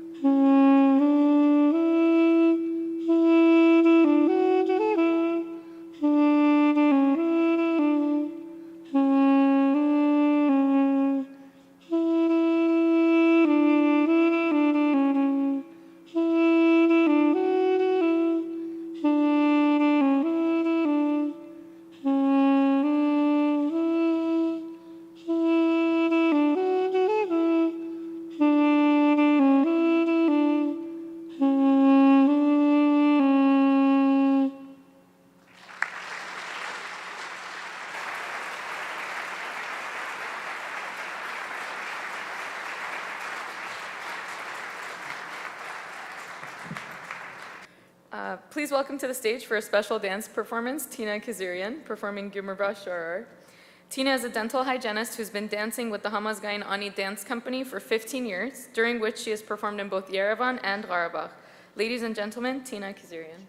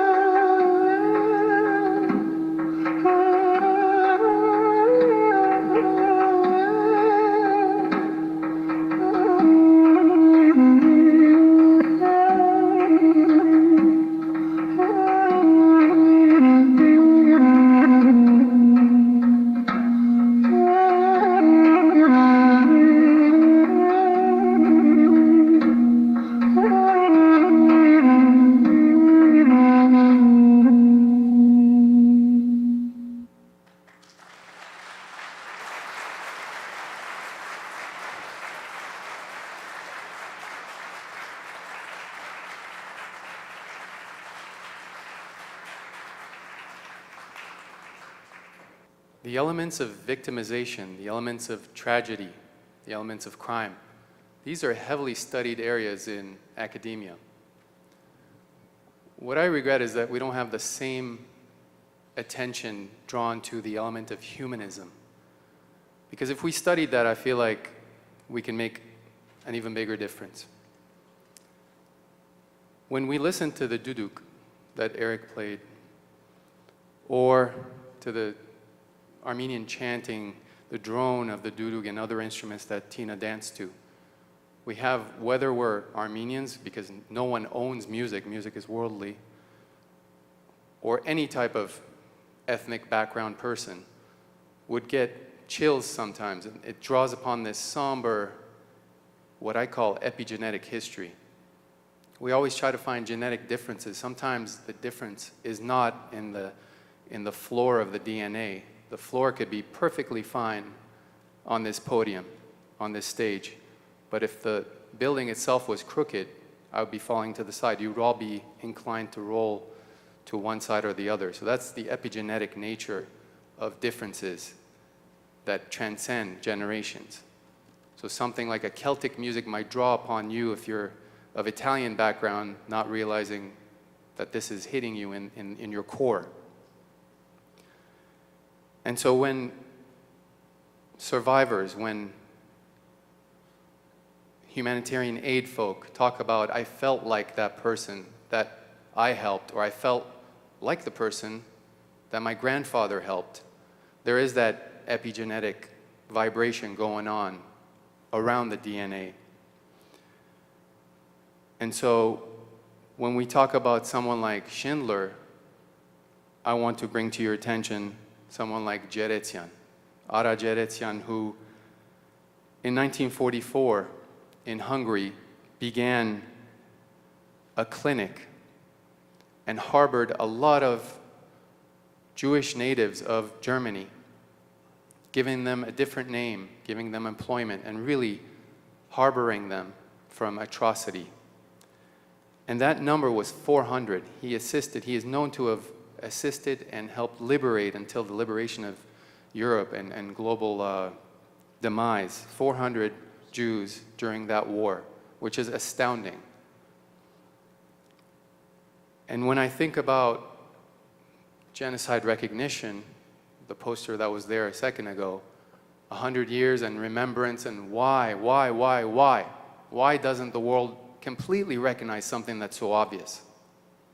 That's a three-letter word that we sometimes get stuck on.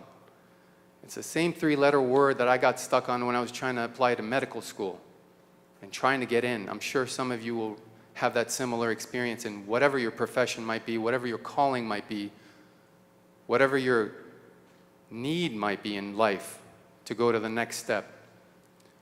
Instead, I can tell you exactly where I was when I figured out, instead of why, a different three-letter word, how. How can I get there? And try to remember that point, because it's the journey that matters. Once you get to that point, once we get to recognition, big deal from that point on. What's the next challenge? So I want you to reflect and think today, how? How can I change things? How can I embrace our guests? How can I make that next difference and prevent the next atrocity? So with that, I would like to call up here Mr. Ara Geretyan, the son of Ara Geretyan, who assisted so many of the victims during the Second World War. And before I call him up here, I also wanted to give a special recognition to his cousin, Laurent Spires Duran, who, when I spoke to them at the Hilton, decided to change his name today to Laurent Spires Durian. So we've gained another Armenian in our community. So Ara Geretyan Jr. was born in Hungary and moved to Austria when he was 16 and has lived there for 30 years, has 2 daughters, returned to Hungary about 20 years ago, and when he wrote to us and gave us his statement, I love that he says, I am 67 years old, so now you know how old he is. He's healthy and happy. And what I think really makes him an Armenian is the fact that he feels blessed that he works in what he loves, which is in the furniture industry, dealing with German, Austrian, and Hungarian commercial businesses. And he is in the best of contact with his daughters, his mother, and his sister, who live in the next house to him. So here's to a wonderful Armenian who joins us from Hungary and Vienna, Mr. Ara Jeretzian.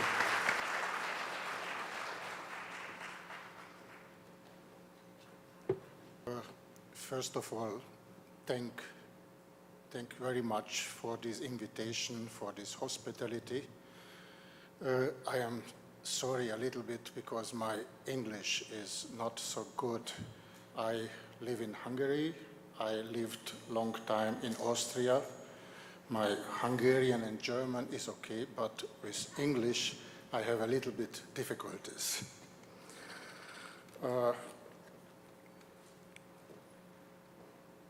My father established 1945 this hospital with more than 40 Jewish doctors in Budapest in Hungary. The civilians, soldiers were treated there without any charge, and their families and their friends were in the basement, and so they survived. My father used forged documents and stamps to get the permission for this clinic. It was quite a dangerous time, so Hungary was also occupied by Hitler and by the Arrow Cross, so he risked his life to save here his Jewish friends. My father is Armenian. I feel Armenian. My father was born 1918 in Istanbul, as my grandmother said, in Constantinople. The parents emigrated to Hungary, and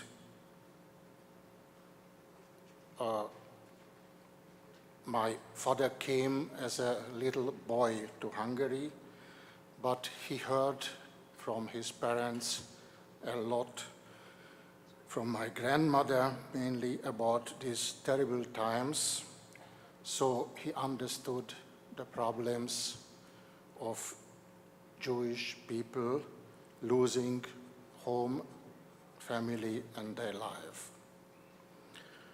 He tried to help, and with success. He never talked too much about this. It was a part of his life. He did what he had to do. It was normal for him. It was not some heroism. In these years, he was young. In 1944, he was 26 years old. After the war, 47, he married my mother. She is Hungarian, and now 68, as you heard.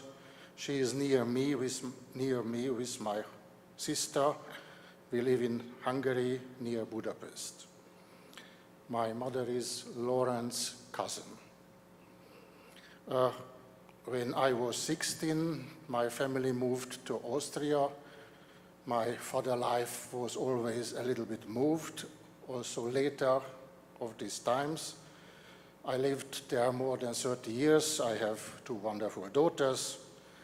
Then my father returned from Austria to Hungary after the communism finished, and a few years later I returned to Hungary too. As you heard, I am 67, but I feel now 30 because I can be here, and I am invited. My father died 4 years ago, not so long time ago. He was 92. He was in his whole life always active, till to his last years. His biggest problem with 90 was when his computer or internet got a problem. I had to visit him often in his beautiful little garden in Budapest and had to help him to print out his photographs made by himself with his digital camera, just optimized with Adobe Photoshop. And at the age of 90, he wrote a book about orchids, how to grow them, illustrated with his own hand-painted graphics. He loved his flowers very much, had his garden plenty of orchids. This book is still now a success in Hungary under the Orchid Friends. But now about books. I am happy to share you a little bit of new information because my father wrote himself a book about the story of this hospital. How it started, what happened, what was there. He wrote this book in Hungarian, and these informations are from him, so first-hand informations. It was sold in Hungary with success, no more available, but I still have some of these books. And this occasion here today moved me a little bit to the decision to reproduce this book in English and in German. I will let you know when it is available, and if there is some profit from the book, it will go to charity. The title of this book is The Protected House. The names of the persons and places in this book are real. It describes the practices of the Nazis and the Arrow Cross because my father himself joined for a short time this organization before he quit because of their policy of violence against the Jewish. My father didn't want to talk about these dark periods, not to remember and forget it. But he changed his mind because he realized how important is it that the young generation knows about these things to avoid future wars, discriminations, genocides. After the war, my father's survivors urged the Hungarian government to award him for his heroism, but were unsuccessful. He never asked for honors, but years later he got Yad Vashem medal from the Jewish organization. Now he is honored by you with a new award. I am sure he would be very happy. And I am also sure he is now looking down from above. He was a modest man. He was proud on his Armenian heritage. He always told me a sentence, helping others made him proud, and giving made him happier than receiving. Maybe we should follow his idea. And today I heard a sentence, we have a mission. It is very true. My father did his mission I think we should do ours. Thank you very much.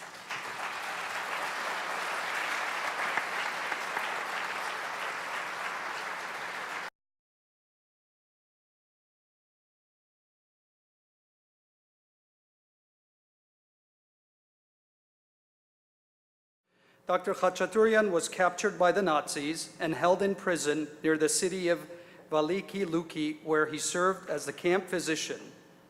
During his captivity, he provided life-saving medical care to a Jewish prisoner called Joseph Kogan.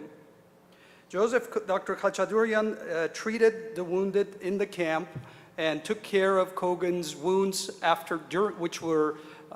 which occurred during his capture, and also took care of Kogan when he contracted typhus. Eventually, Dr. Khachaturian helped Kogan escape from the camps and provided him with an Armenian identity and helped him escape to Armenia, where he was saved from the persecution and of the Nazis. Here to accept the award for Dr. Khachaturian is his granddaughter, Anna Khachaturian. And Anna Khachaturian was born and raised in Yerevan and graduated from Yerevan State Linguistics University studying English and Spanish. Since 1998, Anna has competed and received numerous awards in several international music festivals. In 1999, Anna was appointed as the soloist of the Armenian State Jazz Band. In 2002, she was voted to be the best female singer in Armenia. She has performed to sold-out crowds in Armenia and Russia, Ukraine and Lebanon, Iran, the Czech Republic, Bulgaria, Slovenia, Slovakia, the former Yugoslavia, Israel, Italy, Spain, and of course, the United States. She will be coming up to the podium to receive the award on her grandfather, and she will also be performing for us tonight, as she is a very well-known and famous singer in Armenia. Anna Khachaturian.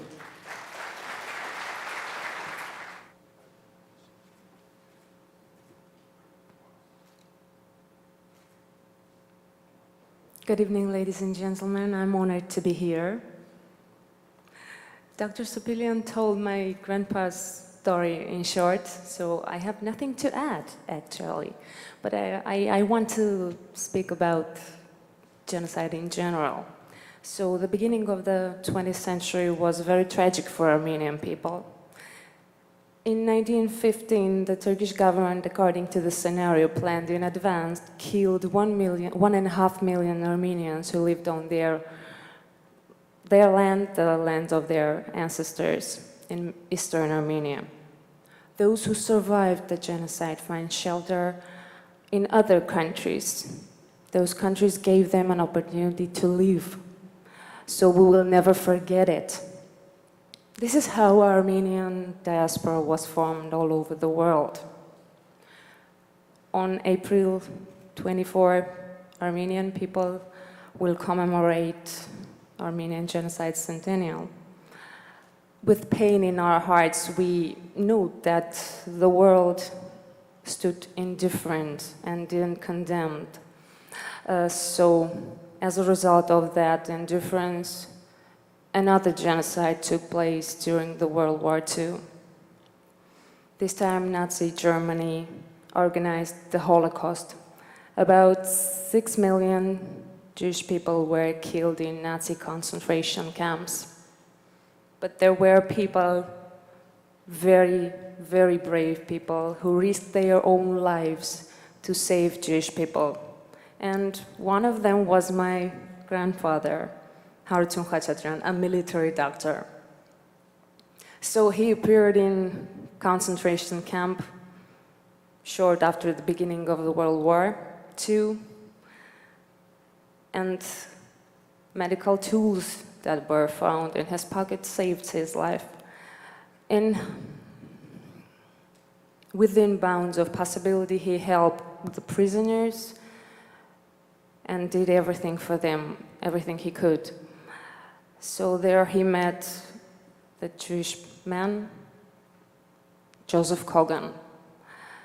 He treated him, cured, and gave him an Armenian name, Mikhail Markosyan. He taught him Armenian words, and that saved his life. This story lasted about 2 years, and after that, my grandfather organized his escape from the Nazi concentration camp. About 17 years after the war ended, Joseph Kogan found my grandfather to hug and to say thank you. Jewish people highly estimate those people who saved them and helped to escape the horror of the Nazi concentration camps. So in 2013, my grandfather was officially recognized as Righteous Among Nations.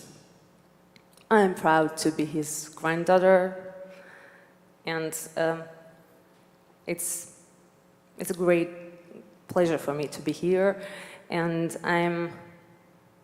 I'm sure my grandfather would be very happy, touched, and very grateful to all those people who highly estimate his feats. I'm very grateful to American Armenian Medical Society for estimating my brother's deeds. So it is easier for me to sing than to speak, so I'd better sing.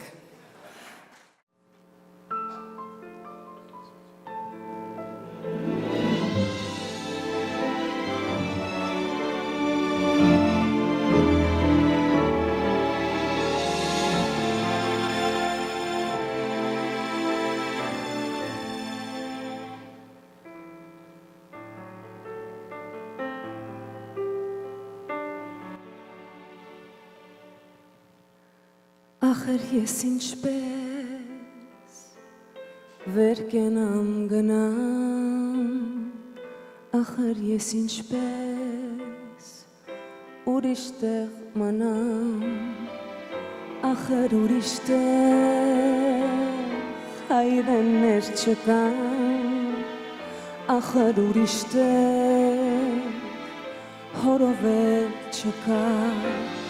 Ախր ուրիշ տեղ սեփական մոխրում, սեփական հոգին խորովել չկա. Ախր ուրիշ տեղ սեփական բախտից, սեփական բախտից խորովել չկա. Ուրիշ հողի մեջ օրհնություն չկա, այսքան վաստակած հոգնություն չկա. Ախր ուրիշ տեղ ձյունի մեջ արև եւ արևի մեջ այսքան ձյուն չկա. Ախր ուրիշ տեղահան եղած, եկած ուսերով արագած սարին, ուսերին հենված, սասնատուն չկա. Ախր ուրիշ տեղ մասիս ծար չկա.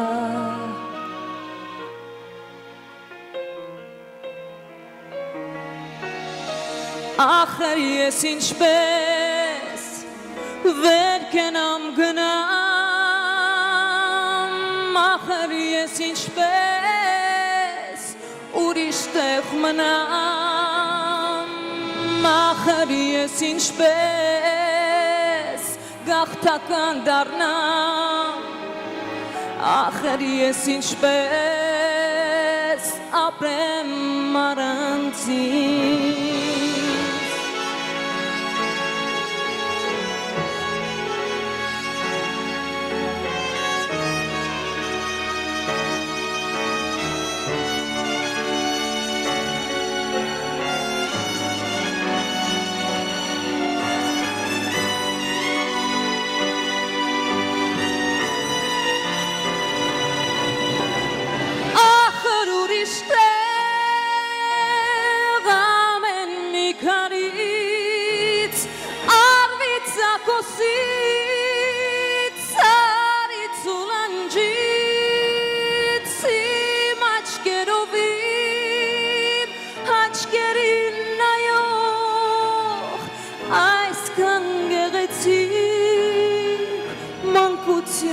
չկա ախր ուրիշ տեղ իմ աչքերով իմ աչքերին նայող մանկություն չկա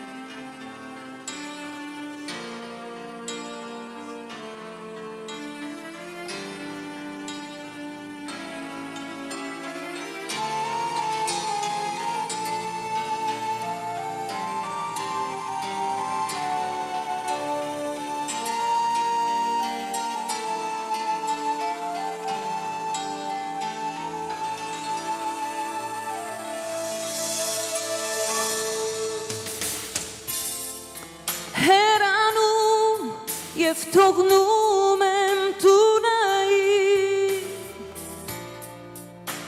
տանելով լոք հուշեն ուժեր անհին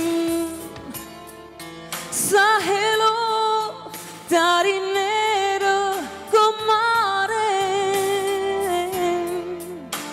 իմ հոգու սուրբ կանթեղը կվարեն Այն որ կարոտն է հայի, այն սրտեր է հուզում ամայի, թև տալիս իմ հոգուր և ուժ իմ աչքերին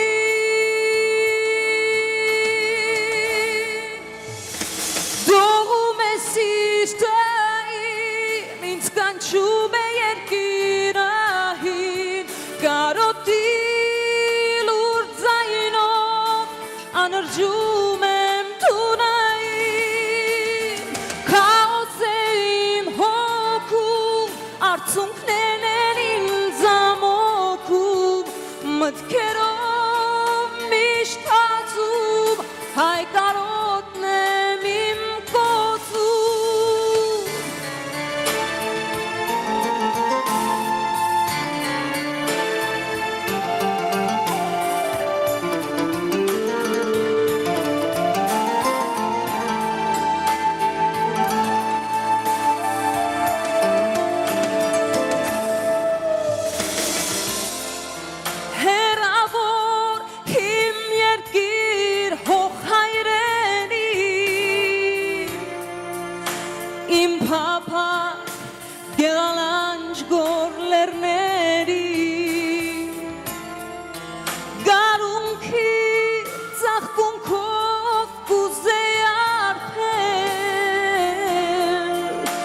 Հոգիզով արևով կուզեի վարվել Բաջրերիդ կարկաչով կրունկիդ երամի կանչով դառնայի փարվեի սուրբ հողն իմ համբուրեի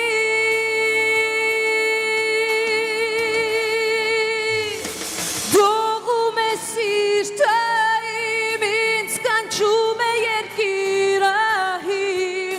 Կարոտի լուրջ ձայնով անրջում եմ տունային Քաոս է իմ հոգում, արցունքներն են ինձ ամոքում Մտքերով միշտ հացում, հայ կարոտն եմ իմ կոծում Թող ճանաքի հույսը հայի Վերածնվի հավատ, որ դառնան հայրենիք կարոտով Լույս կարոտով Դողում է սիրտը իմ, դողում է սիրտը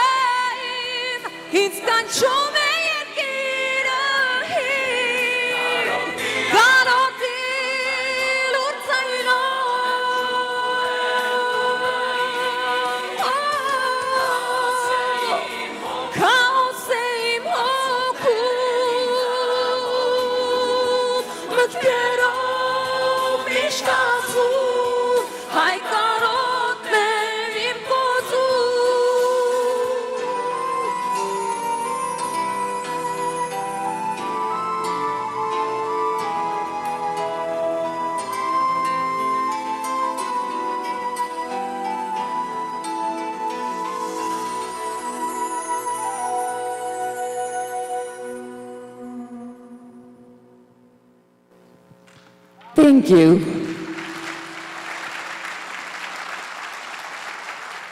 Thank you so much, Anna. Our next performance is by cantor Ruth Berman Harris, the first female to become cantor in Argentina. She feels that being a cantor is what she was born to do, and that our voices are the instruments that bring us closer to God. She will be singing two prayers, Mi Sheberach, a healing prayer, and Ose Shalom, a prayer for peace. Cantor Ruth. I want to first thank you, the Armenian community for honoring me by inviting me to be here. It is something that we, the Jewish community, deeply understand. What is it that being oppressed, being persecuted, being not accepted, being not part of the in group means, and I thank you for it.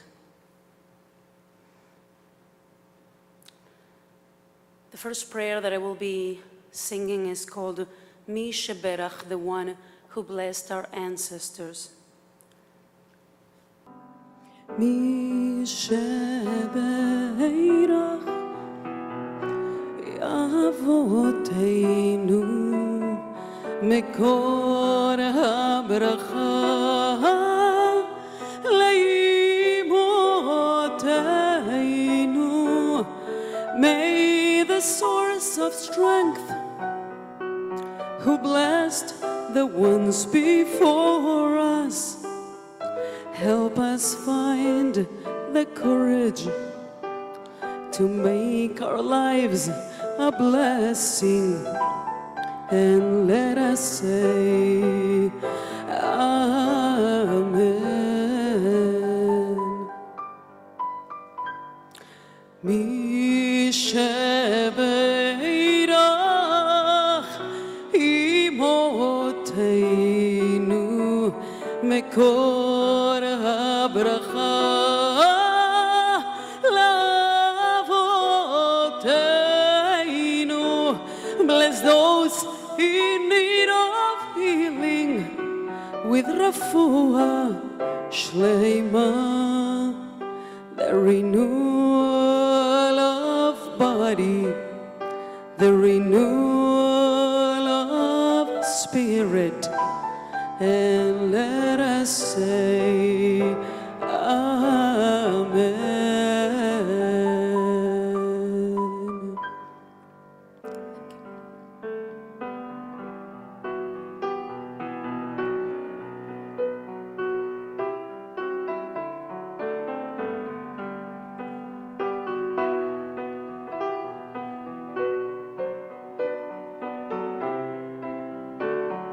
May the source of strength who blessed the one before us help us find the courage to make our lives a blessing, and let us say Amen,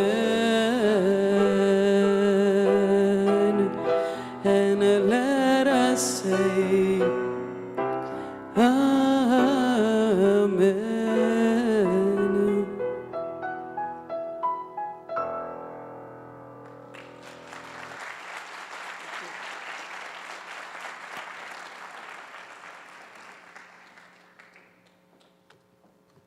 The second prayer is a prayer for peace. I once read in Exodus chapter 25 that God said, "Make me a sanctuary, and I will dwell among you." You have to build it, and I will come. We must create pockets of hope, safe places where pain is softened because love abounds. Places where God is invited to fill the void, where sparks of kind light banish the darkness. Once we find these places, we must surrender to their safety.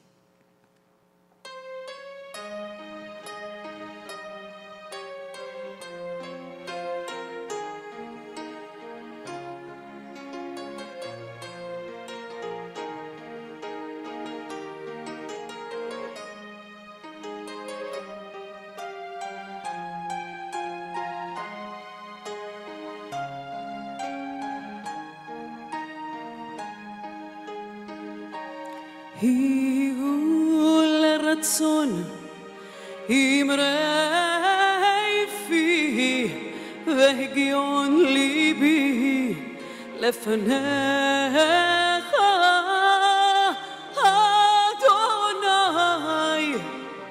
צורי וגואלי אמן עושה שלום שלום במרומיו הוא יעשה שלום עלינו ועל כל ישראל ואמרו אמן הוא יעשה שלום עלינו ועל כל ישראל אמן אמן עושה שלום שלום במרומיו הוא יעשה שלום עלינו ועל כל ישראל ואמרו אמן ועל כל ישראל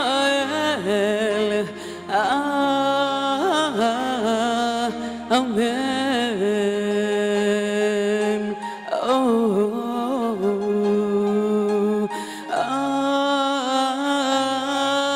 amen oh ay ay dai da dai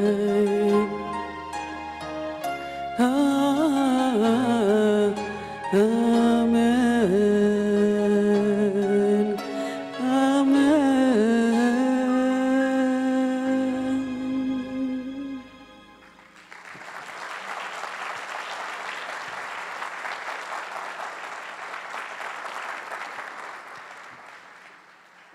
Thank you very much, Cantor Berman, for that lovely prayers. And we are almost towards the end of our beautiful program tonight, and the whole evening of Heroes and Healers, stories of courage and altruism in times of genocide, came to us when, as a board, we got together and said, what can we do as healthcare professionals to commemorate the centennial of the Armenian genocide? And of course, we felt obliged to tell the stories and pay tribute to heroes and healers. And we sought out to see who it is that we could find to tell their stories. And just like Dr. Melidonian, formerly Dr. Voskanyan, told us earlier of several stories, heroines that were instrumental in helping Armenians during our genocide. We sought out to find healthcare professionals. And of course, our honorees, Dr. Floyd and Drs. Usher, were there in Armenia. And of course, Ara Jeretsian and Dr. Khachadurian were there during the Jewish Holocaust, Armenians who helped Jewish victims. And we then set out to see if there must have been some Armenians in more modern genocides that helped. In Rwanda, perhaps in Kosovo, perhaps in Darfur. And of course, we heard from Father Vaskin earlier on when he was in Rwanda and what he witnessed.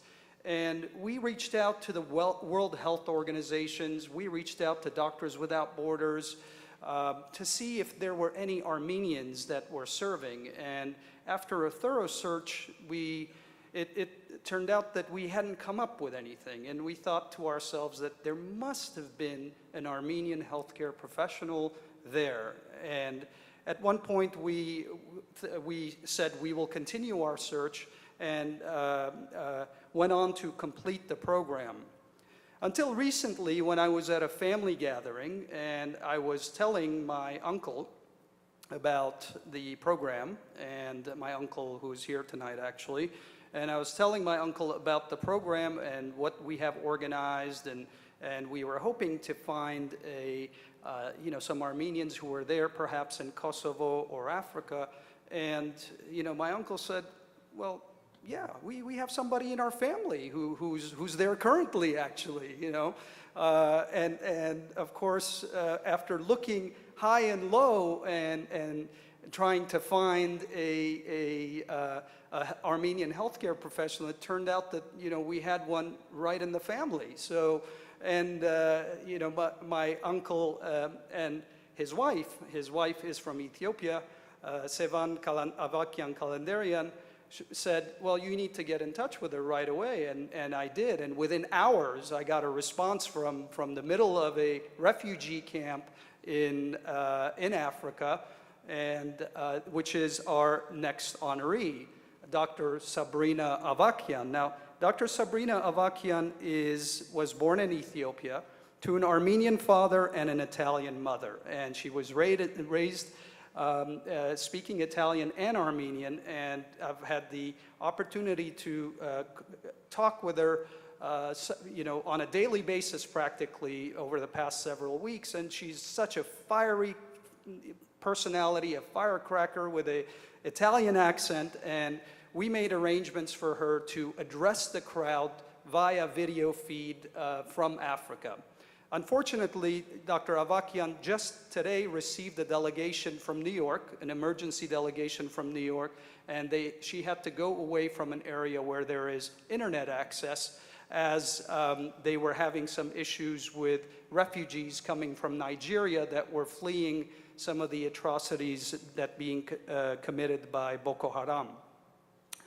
Dr. Avakian, as I said, was born in Ethiopia to an Armenian father and an Italian mother.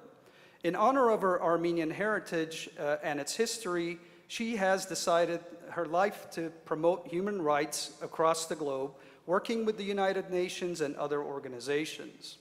Following the completion of her education and receiving a PhD in psychology and education, she worked with the United Nations, operating peacekeeping missions in numerous war-torn countries.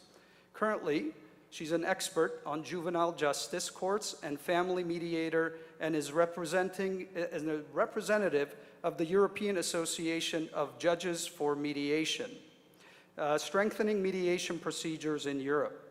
As an emergency expert for human rights, she travels across Africa for the United Nations. Presently, her focus is on the Central African Republic, which is undergoing a terrible genocide. Dr. Avakian travels worldwide as a consultant for children and youth projects. She also is a filmmaker, producing documentaries on subjects as diverse as female genital mutilation, the Armenian genocide, and struggles in Ethiopia. Unfortunately, as Dr. Avakian couldn't join us by video feed, she was able to send us some of the photos and some videos that she has captured. That is her right there, and she shared with me some comments that she wanted me to read, and I'm just going to take a few minutes to do that. Distinguished members of the Armenian American Medical Society and dear guests, I am truly humbled to be part of the Heroes and Healers event for the commemoration of the centennial of the Armenian Genocide and the 70th anniversary of the liberation of Auschwitz, and would like to extend my deepest gratitude to the Armenian American Medical Society and their members for working to help humanity. I do not consider myself a hero, nor am I a healer. I come from a family that had to flee from the horrors of genocide 100 years ago, and this has shaped my career path to work to protect human rights and to tend to the mental health needs and provide psychosocial support for victims affected by war, especially women and children. In reality, perhaps the path that I have chosen, I am just indirectly healing myself because of the pain and the suffering of my Armenian ancestors who survived the atrocities inflicted by the Turks. My grandfather, Setrak, was a part of the freedom fighters who fought to free his people and to promote justice. I will always carry him in my heart and will never forget of my roots. My father, Vasgen Avakian, instilled in me the rich Armenian culture, and I am eternally grateful for that. The story of my ancestors is still alive in me, and as they fled Aintab, being separated from their loved ones and being forced to leave their lives, their livelihoods, and their loved homeland behind. In 1921, they managed to escape and arrived to the port of Alep with the help of the French government. With much difficulty, they arrived at the port of Djibouti, and after a long journey, they settled in the so-called safe haven of Addis Ababa, the capital city of Ethiopia. I am sure, and I feel it in my soul, that the story of my Armenian family took me where I am now, to help bring peace, justice, and dignity by healing the most vulnerable. I have chosen to dedicate my life from a young age to serve in war-affected areas. This journey has taken me to Kosovo, Bosnia, Rwanda, Darfur, and the Central African Republic. I am presently writing to you from a border region of Nigeria, where, as a part of UNICEF, we are aiding refugees who are escaping from the atrocities of Boko Haram.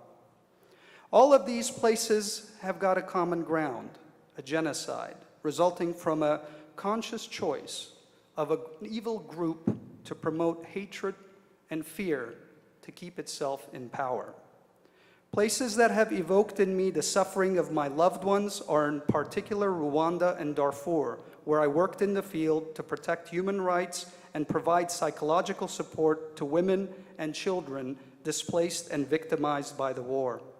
I will never forget the day I was in El Fashir in North Darfur, when a caravan of several thousand people, barely walking, were arriving by any means to escape from the rebel groups who mounted an insurgency against the Sudan central government. It was terrible to see how the Sudanese president, Omar al-Bashir, and its allied militia, known as the Janjaweed, launched a campaign of destruction against civilians of similar ethnic background as the rebels.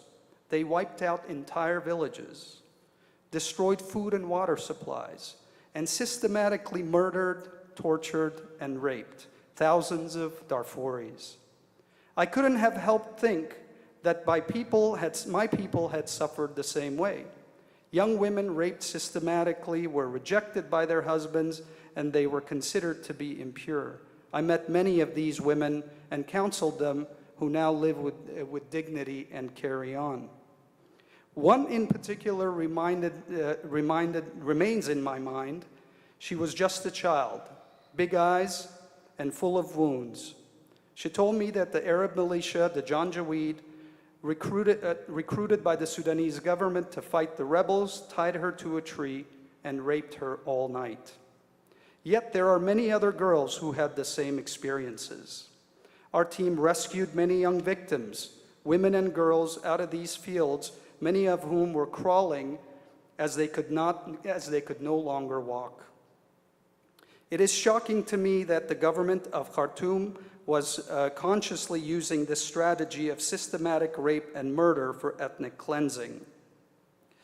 At the end of 2007, while I was there was more than 2 million refugees displaced, and the mission of the African Union United Nations in Darfur proved to be inadequate. Even the arrest warrants issued by the International Criminal Court did not change the situation. I witnessed similar atrocities during my service near the border of Rwanda. The genocide in Rwanda resulted from the conscious choice of the elite to promote hatred and fear to keep itself in power. This small privileged group first set the majority against the minority to counter a growing political opposition within Rwanda. Although the Rwandans and the government of Khartoum are fully responsible for the organization and execution of the genocide, supporting regimes and governments elsewhere also share the shame of the crimes and atrocities committed, for by failing to act and looking in the other direction, they failed to prevent the killing campaigns. I feel the same for the Armenian genocide. When it comes to genocide, silence, indifference, and inaction kills humanity. I would like to close by urging all of us not to allow the lessons from the memory of the victims of the Armenian Genocide, the Jewish Holocaust, and other genocides that have plagued history to be forgotten. We as Armenians, as Americans, as Ethiopians, as Europeans, as Jews, as Muslims, as Christians, as heroes, as healers, and as everyday conscious citizens of the world, we must realize how powerful we truly are and must act upon it. The world is our responsibility. We owe it to ourselves. We owe it to our ancestors. We owe it to mankind.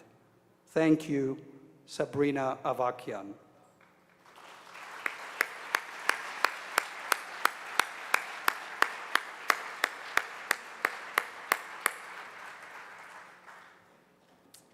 How humbling it is to be among all of you tonight in the memory of these amazing men who have fought against injustice and the wonderful people who continue to do so. To our honorees, a special thank you. Since meeting you, I've spent the last 24 hours trying to find the most subtle of resemblances between you and the ancestors who came before you. And I think it's because I'm trying to connect with the raw emotion and the presence that you bring to us tonight. History has not been forgotten, and with our help, the world will continue to learn from injustice in hopes that we can help prevent future generations from committing such heinous acts. As a professional medical organization, we promise to carry forth the teachings of these brave heroes and not allow our efforts to be limited by any divisions or containment in which we may come to practice. On behalf of the Armenian American Medical Society, I would like to thank you all for joining us this evening for an unforgettable and inspirational night. Please welcome Reverend Father Revond Kirazyan, representing Archbishop Mushag Martirosyan, for a closing benediction. By the Holy Cross, let us beseech the Lord that He may through it deliver us from our sins and save us by the grace of His mercy. Almighty God, our Lord, save us and have mercy upon us. O Christ, our God, guardian and hope of the faithful, protect and keep in peace your faithful people, under the protection of your holy and venerable cross, and especially the Armenian American Medical Society. Save them, O Lord, from visible and invisible enemies, and make them worthy to glorify you with the Father and the Holy Spirit, now and always, forever and ever. Amen. Ուրեմն բարի եկածեք մեր այս հայ բժշկական միության հավաքույթին, որ մեր ցեղասպանության 100-ամյակի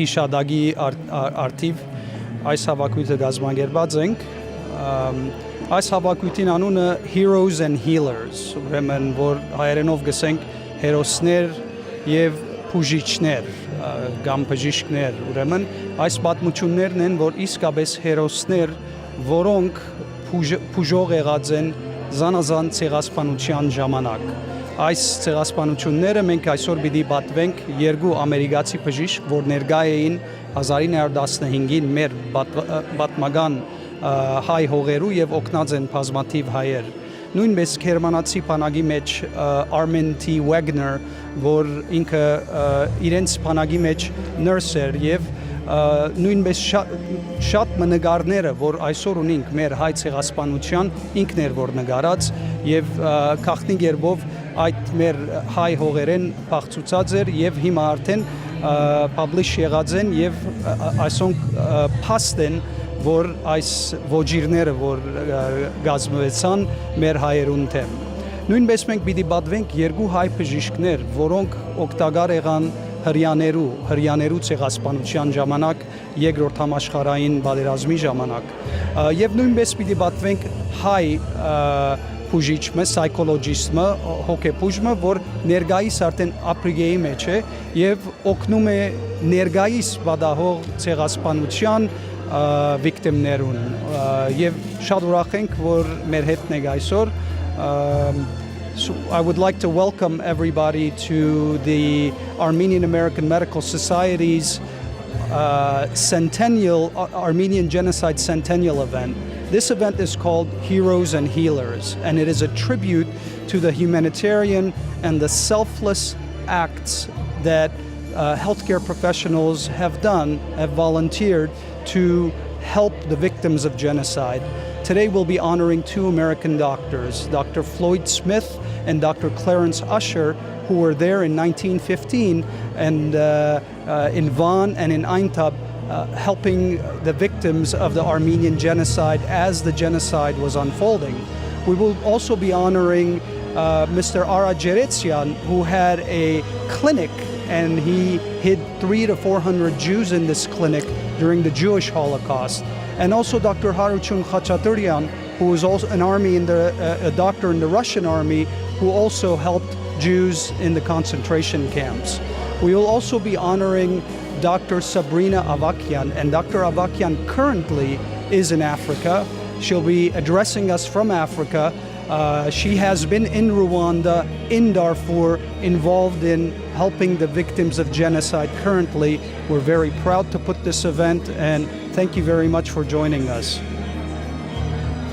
Այսօր հավաքված ենք որ նշենք միության 30-րդ ամյակը, նույնիսկ ջարդի 100-րդ ամյակը եւ այս երկու արիտները միասին ուզում ենք որ անպայման հավաքենք բժշկական անձերը, որ տարբեր ձևերի ջարդերի ընթացքին օգնել են օտար ազգերին։ Հայը օգնել է հրեաներին, ամերիկացիները օգնել են հայերին եւ ուզում ենք ցույց տանք, որ ինչպես իրանց բարեգործական ձևերով, բժշկական ձևերով կարողացել են դիմացինին օգնել այդ դժվար ժամերին։ Մեզի համար հոգեգան մխիթարություն է տեսնել, որ նոր սերունդը եւ նոր սերունդը ներկայացնող մեր նվիրական գազագերբությունները նման ազնիվ միջոցառումներով գուզեն վերհանել իշադակը ոչ միայն հայոց ցեղասպանության նահատակներուն, բայց 20-րդ դարու բոլոր ցեղասպանության նահատակներուն։ Մենք կխոնարհենք բոլորի իշադակի առջև եւ աղոթքով եւ հավատքի գործերով գուզենք վստահեցնել նոր սերունդը, որ ցեղասպանություն եւ ցեղասպանություններ չպիտի գտնվեն եւ մենք պիտի դառնանք մեր կյանքով Աստծո խաղաղության հոգեվոր գործիքները մարդկանց կյանքի մեջ։ Մեծապես կգնահատենք բժշկական ընկերակցության այսօրվա միջոցառումը։ Աստված օրհնեցես։ I'm very happy to be here tonight and very honored that the Armenian Medical Association took the initiative to find out who these individuals are and to honor them as well. Thank you very much. Շատ ուրախ եմ, որ բժշկական միությունը այսպես լուրջ բան գազմագերբերես ենք, ինչպես ասեմ, հավաքույթ եւ գմեծարեք որ անանք մարդկանց, որ իրավես շատ մեծ թեր խաղցեր են չարտի ժամանակ եւ շատ հայեր բրգեր են, մենք պետք է քնահատենք բոլորին եւ ուրիշներին, որ ուրիշները աբակային, եթե ասված չնե ասպիսի հարցեր լան, նրանք ոգևորվին եւ ազատ են ուրիշներուն։ Շատ ուրախ եմ, որ հայեր օրինակ ես Եթովբացի եմ, մեկ իրենց մեծարածները մեկը Եթովբահա աղջիկ մնե, որը հոնձնած մեծած է եւ ծնողներ անշուշտ ես գիտեմ եւ մեծ գործ կատարել է եւ անշուշտ պիտի կատարե եւ կցանկանայի, որ ուրիշներ հալադանք կորձոն գերբով մասնակցեն այսպիսի հարցերուն։ Կշնորհավորեմ բանը հավաքույթը եւ գմախտեմ որ ավելի մեծ հավաքույթներ եւ կորձունեություններ անենք։ Շնորհակալություն։ Այսօր մենք գտնվում ենք Civic Auditorium կենտրոնում, որտեղ որ բացառիկ երեկո է տեղի ունենում։ Ապրիլ 24-ին սովորաբար մենք հարգանքի տուրք ենք մատուցում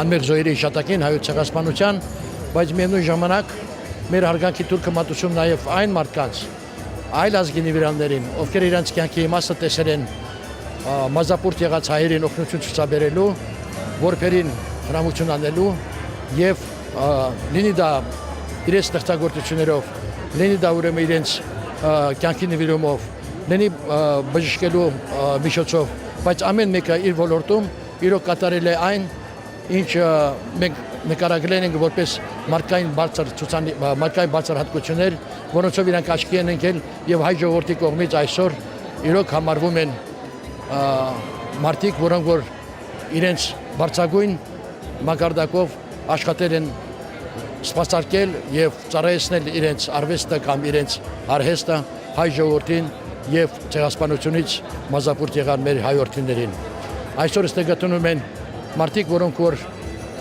կամ դուստրն է հանդիսանում, կամ որդին է, կամ ասիկան երկրորդ երրորդ սերունդն են, բայց բոլորը հիշում են, որ հայ ժողովուրդը մեծ երախտագիտությամբ է հիշում այդ մարդկանց, իրենց հայրերին, իրենց պապերին, եւ դրանով իսկ մենք հարգանքի տուրքն ենք մատուցում այդ մեծ նվիրալներին, որոնք ծառայել են ուրեմն իրենց կոչումով նորից եմ կրկնում հայ ժողովրդին փրկելու եւ ծառայելու իրենց բարձր կոչմանը։ Այստեղ կան չեն ելույթներ, մենք արդեն արտահայտել ենք գլխավոր պատասխան կողմից մեր երախտագիտության խոսքերը եւ ես կարծում եմ, որ այս մարդիկ իրոք հպարտ են այսօր, որ իրենց մեծերը մեծ նվիրումով ծառայել են ընդհանուր նպատակին, որտեղ վերջի ամենաբարձր արժեքը դա կյանքն է եւ այդ մարդիկ իրոք փրկել են հարյուրավոր, հազարավոր կյանք եւ դրանով իսկ ծառայել են ուրեմն իրենց կոչմանը բարձր։ My name is Professor Dr.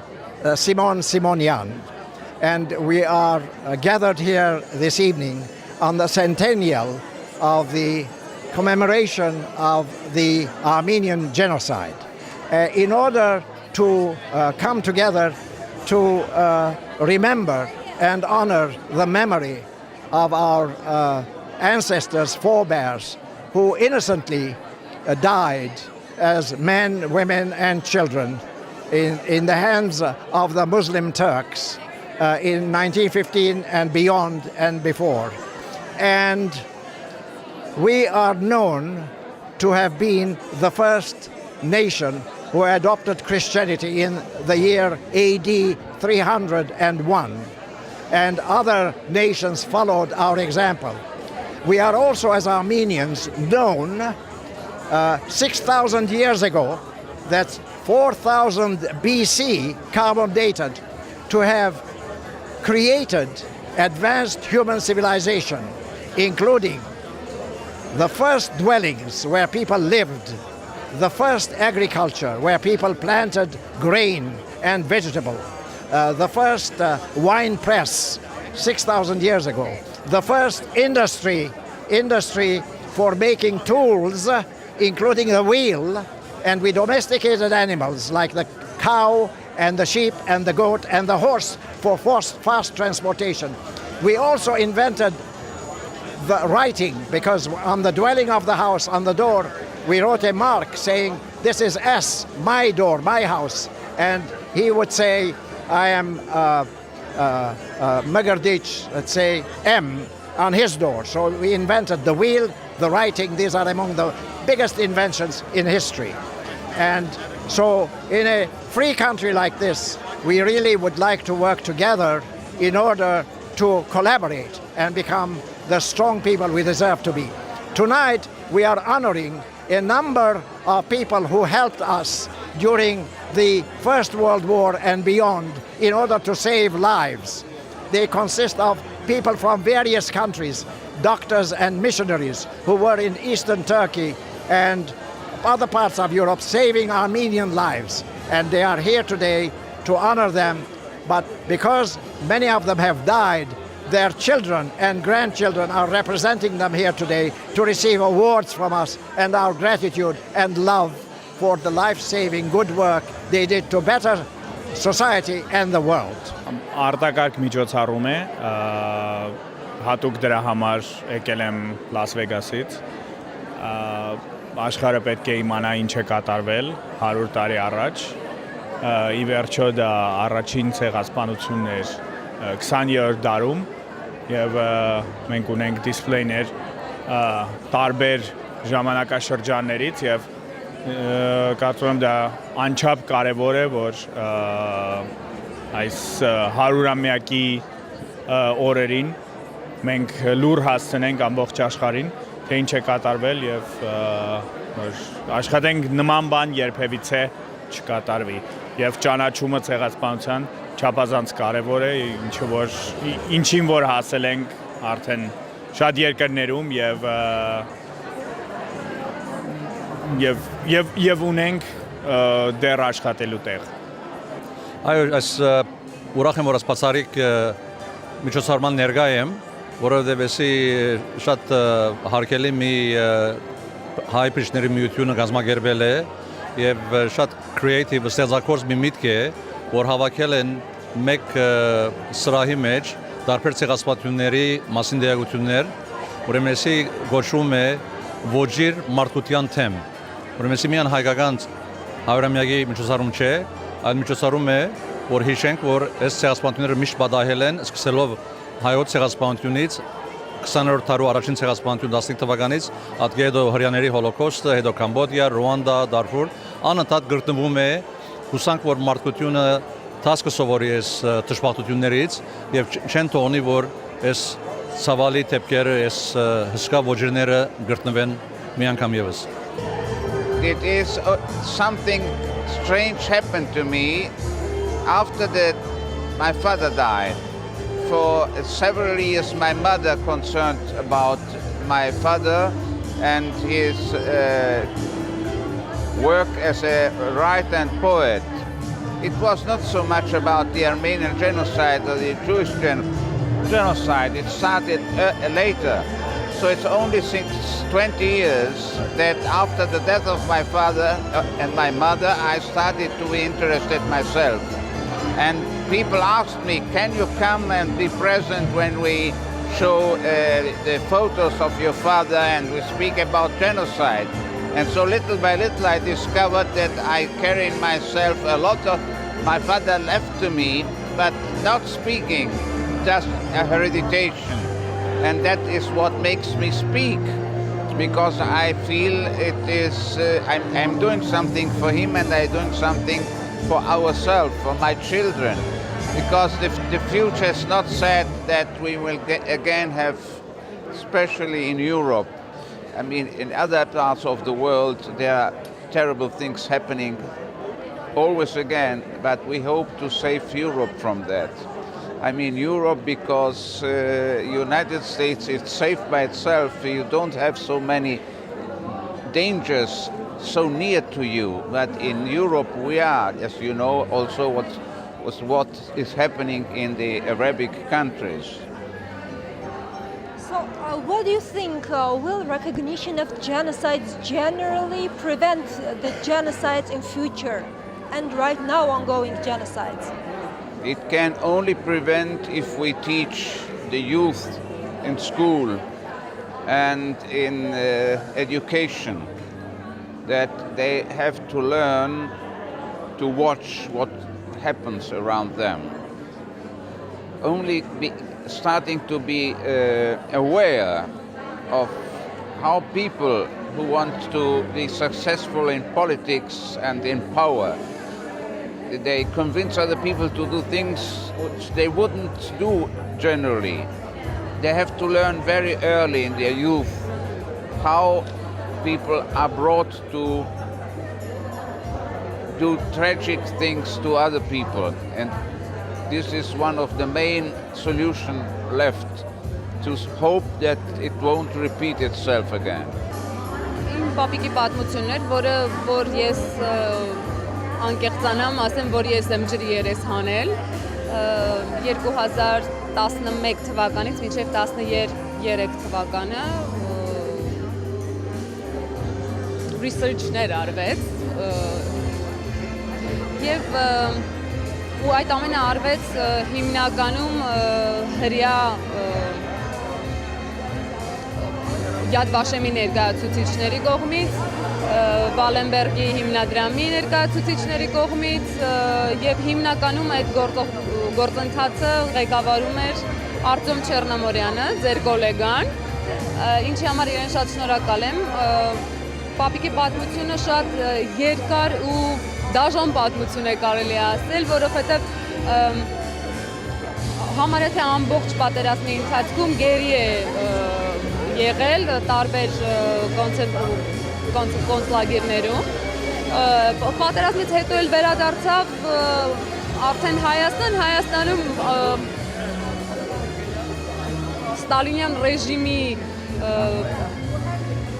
զոհ դարձավ, այսպես ասեմ, եւ դատապարտվեց մահվան, եւ չգիտեմ ինչ հրաշքով դատավճիռը փոխվեց 25 տարվա ազատազրկման, որից 7 անցկացրեց Սիբիրում։ Ստալինի մահվանից հետո արդեն դե վերադարձավ եւ այդ պատմությունը այդպես դաժանորեն վերջացավ։ Բայց պապիկը երբեք չէր խոսում այդ մասին։ Դե ես փոքր էի, ընդհանրապես բնականաբար ինձ հետ չէր խոսի այդ մասին, բայց պապային երբ որ հարցնում եմ, պապային էլ չէր պատմում, դե այն ժամանակ վտանգավոր էր այդ ամենի մասին խոսել կոմունիզմի տարիներին եւ այլն։ Այնքան վտանգավոր էր, որ նույնիսկ տատիկս բոլոր ապացույցները համարյա թե վերացրել էր մեր տանից եւ մնացել էին մի քանի լուսանկարներ, որի հիման վրա այդ ամենը պարզվեց, կարողացանք այդ լուսանկարների հիման վրա, այդ մի քանի տողը, որ գրած էր լուսանկարների հետևում,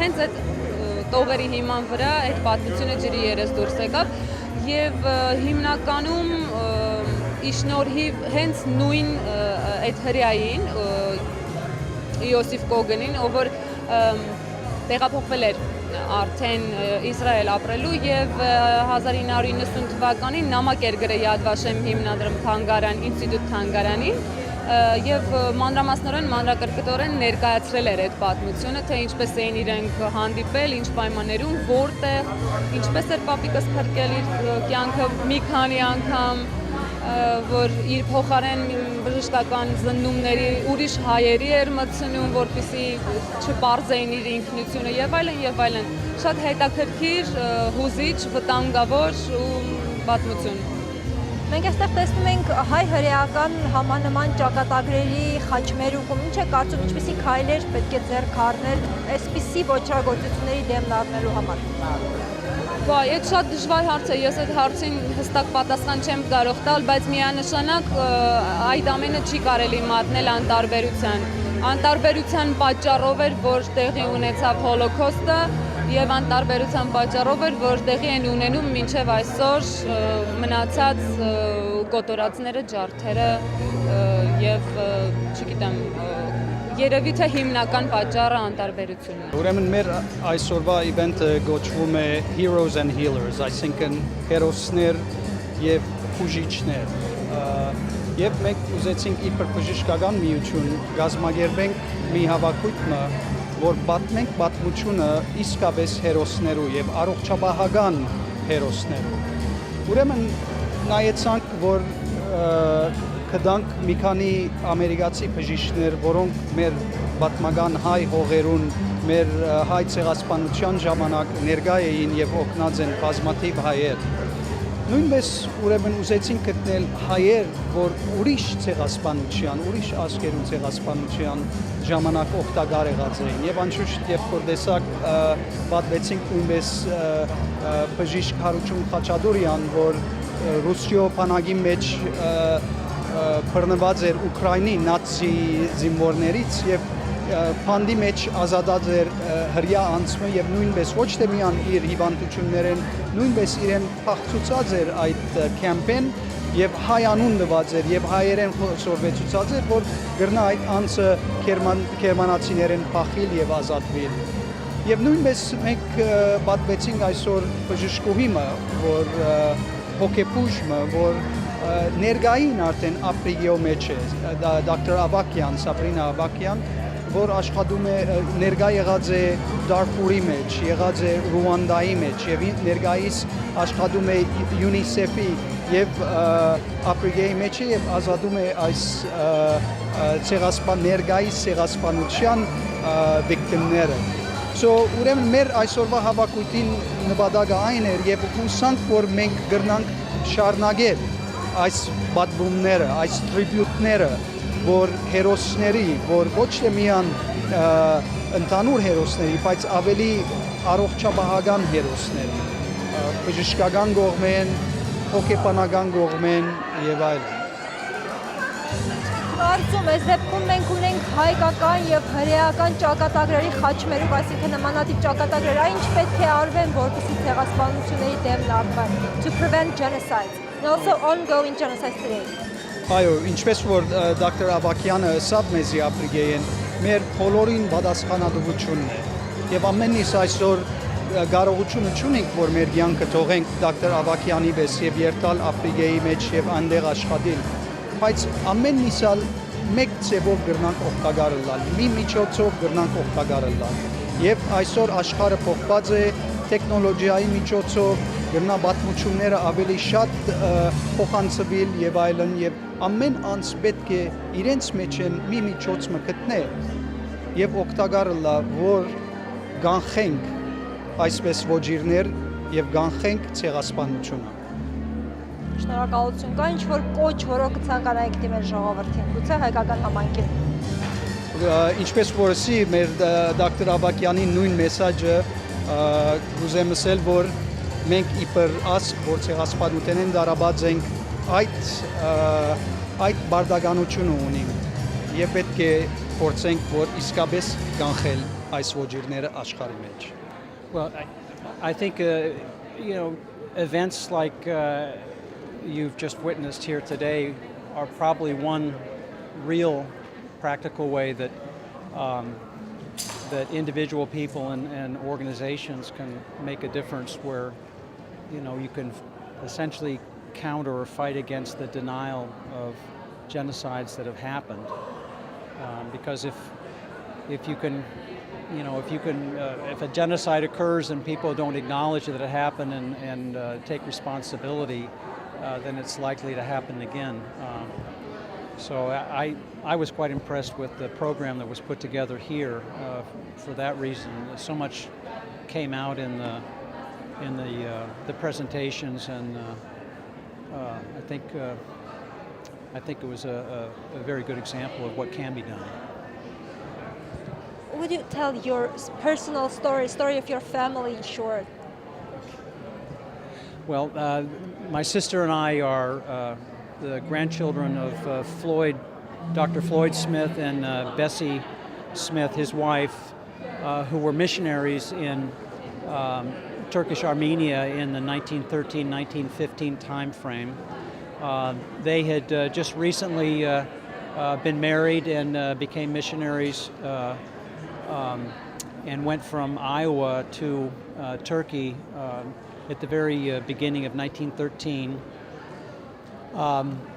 And for the first year and a half, they were at two different locations assisting at existing missions, first at Aintab and then in Harput.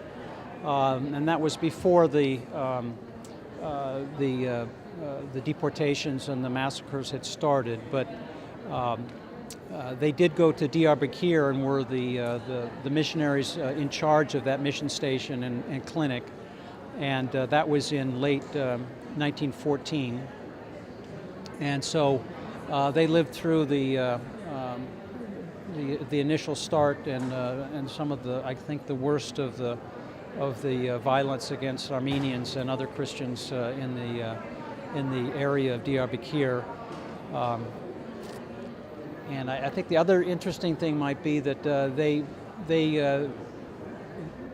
realized what was happening and tried to make a difference, and so they took the survivors of some of these atrocities. They tried to take as many as they could into the mission building itself and also into their home, and tried to provide shelter for them and give them, essentially first aid. And at a certain point, it became, they felt too dangerous for my grandmother and my uncle, who was just one, to stay. And so she, with another American missionary and her boy, went overland in a horse-drawn wagon to Harput, which was safer at the time. And in the course of doing that, the Turkish authorities accused them of being spies. And so very quickly thereafter, they were ordered to leave Diyarbakir and make their way out of the country. And that was in the July time frame. the June-July timeframe. So they made the journey, my grandmother first back to Diyarbakir, and then quickly from Diyarbakir they went to leave by going through Beirut. But along the way, my grandfather was arrested in Aleppo, and then again by the Turkish army. He was arrested in Beirut, and it was really only a fluke. The ambassador to Turkey from the United States did obtain his release, but the Turkish military didn't communicate to the Beirut police that he was supposed to be held in the country, and they were able to leave and escape to Greece and then to Switzerland in August 1915. So yeah, it's really exciting. Thank you so much. Do you have anything to add, or just want to express our appreciation to the community here, the Armenian community, for including our grandfather in their remembrance at this special anniversary.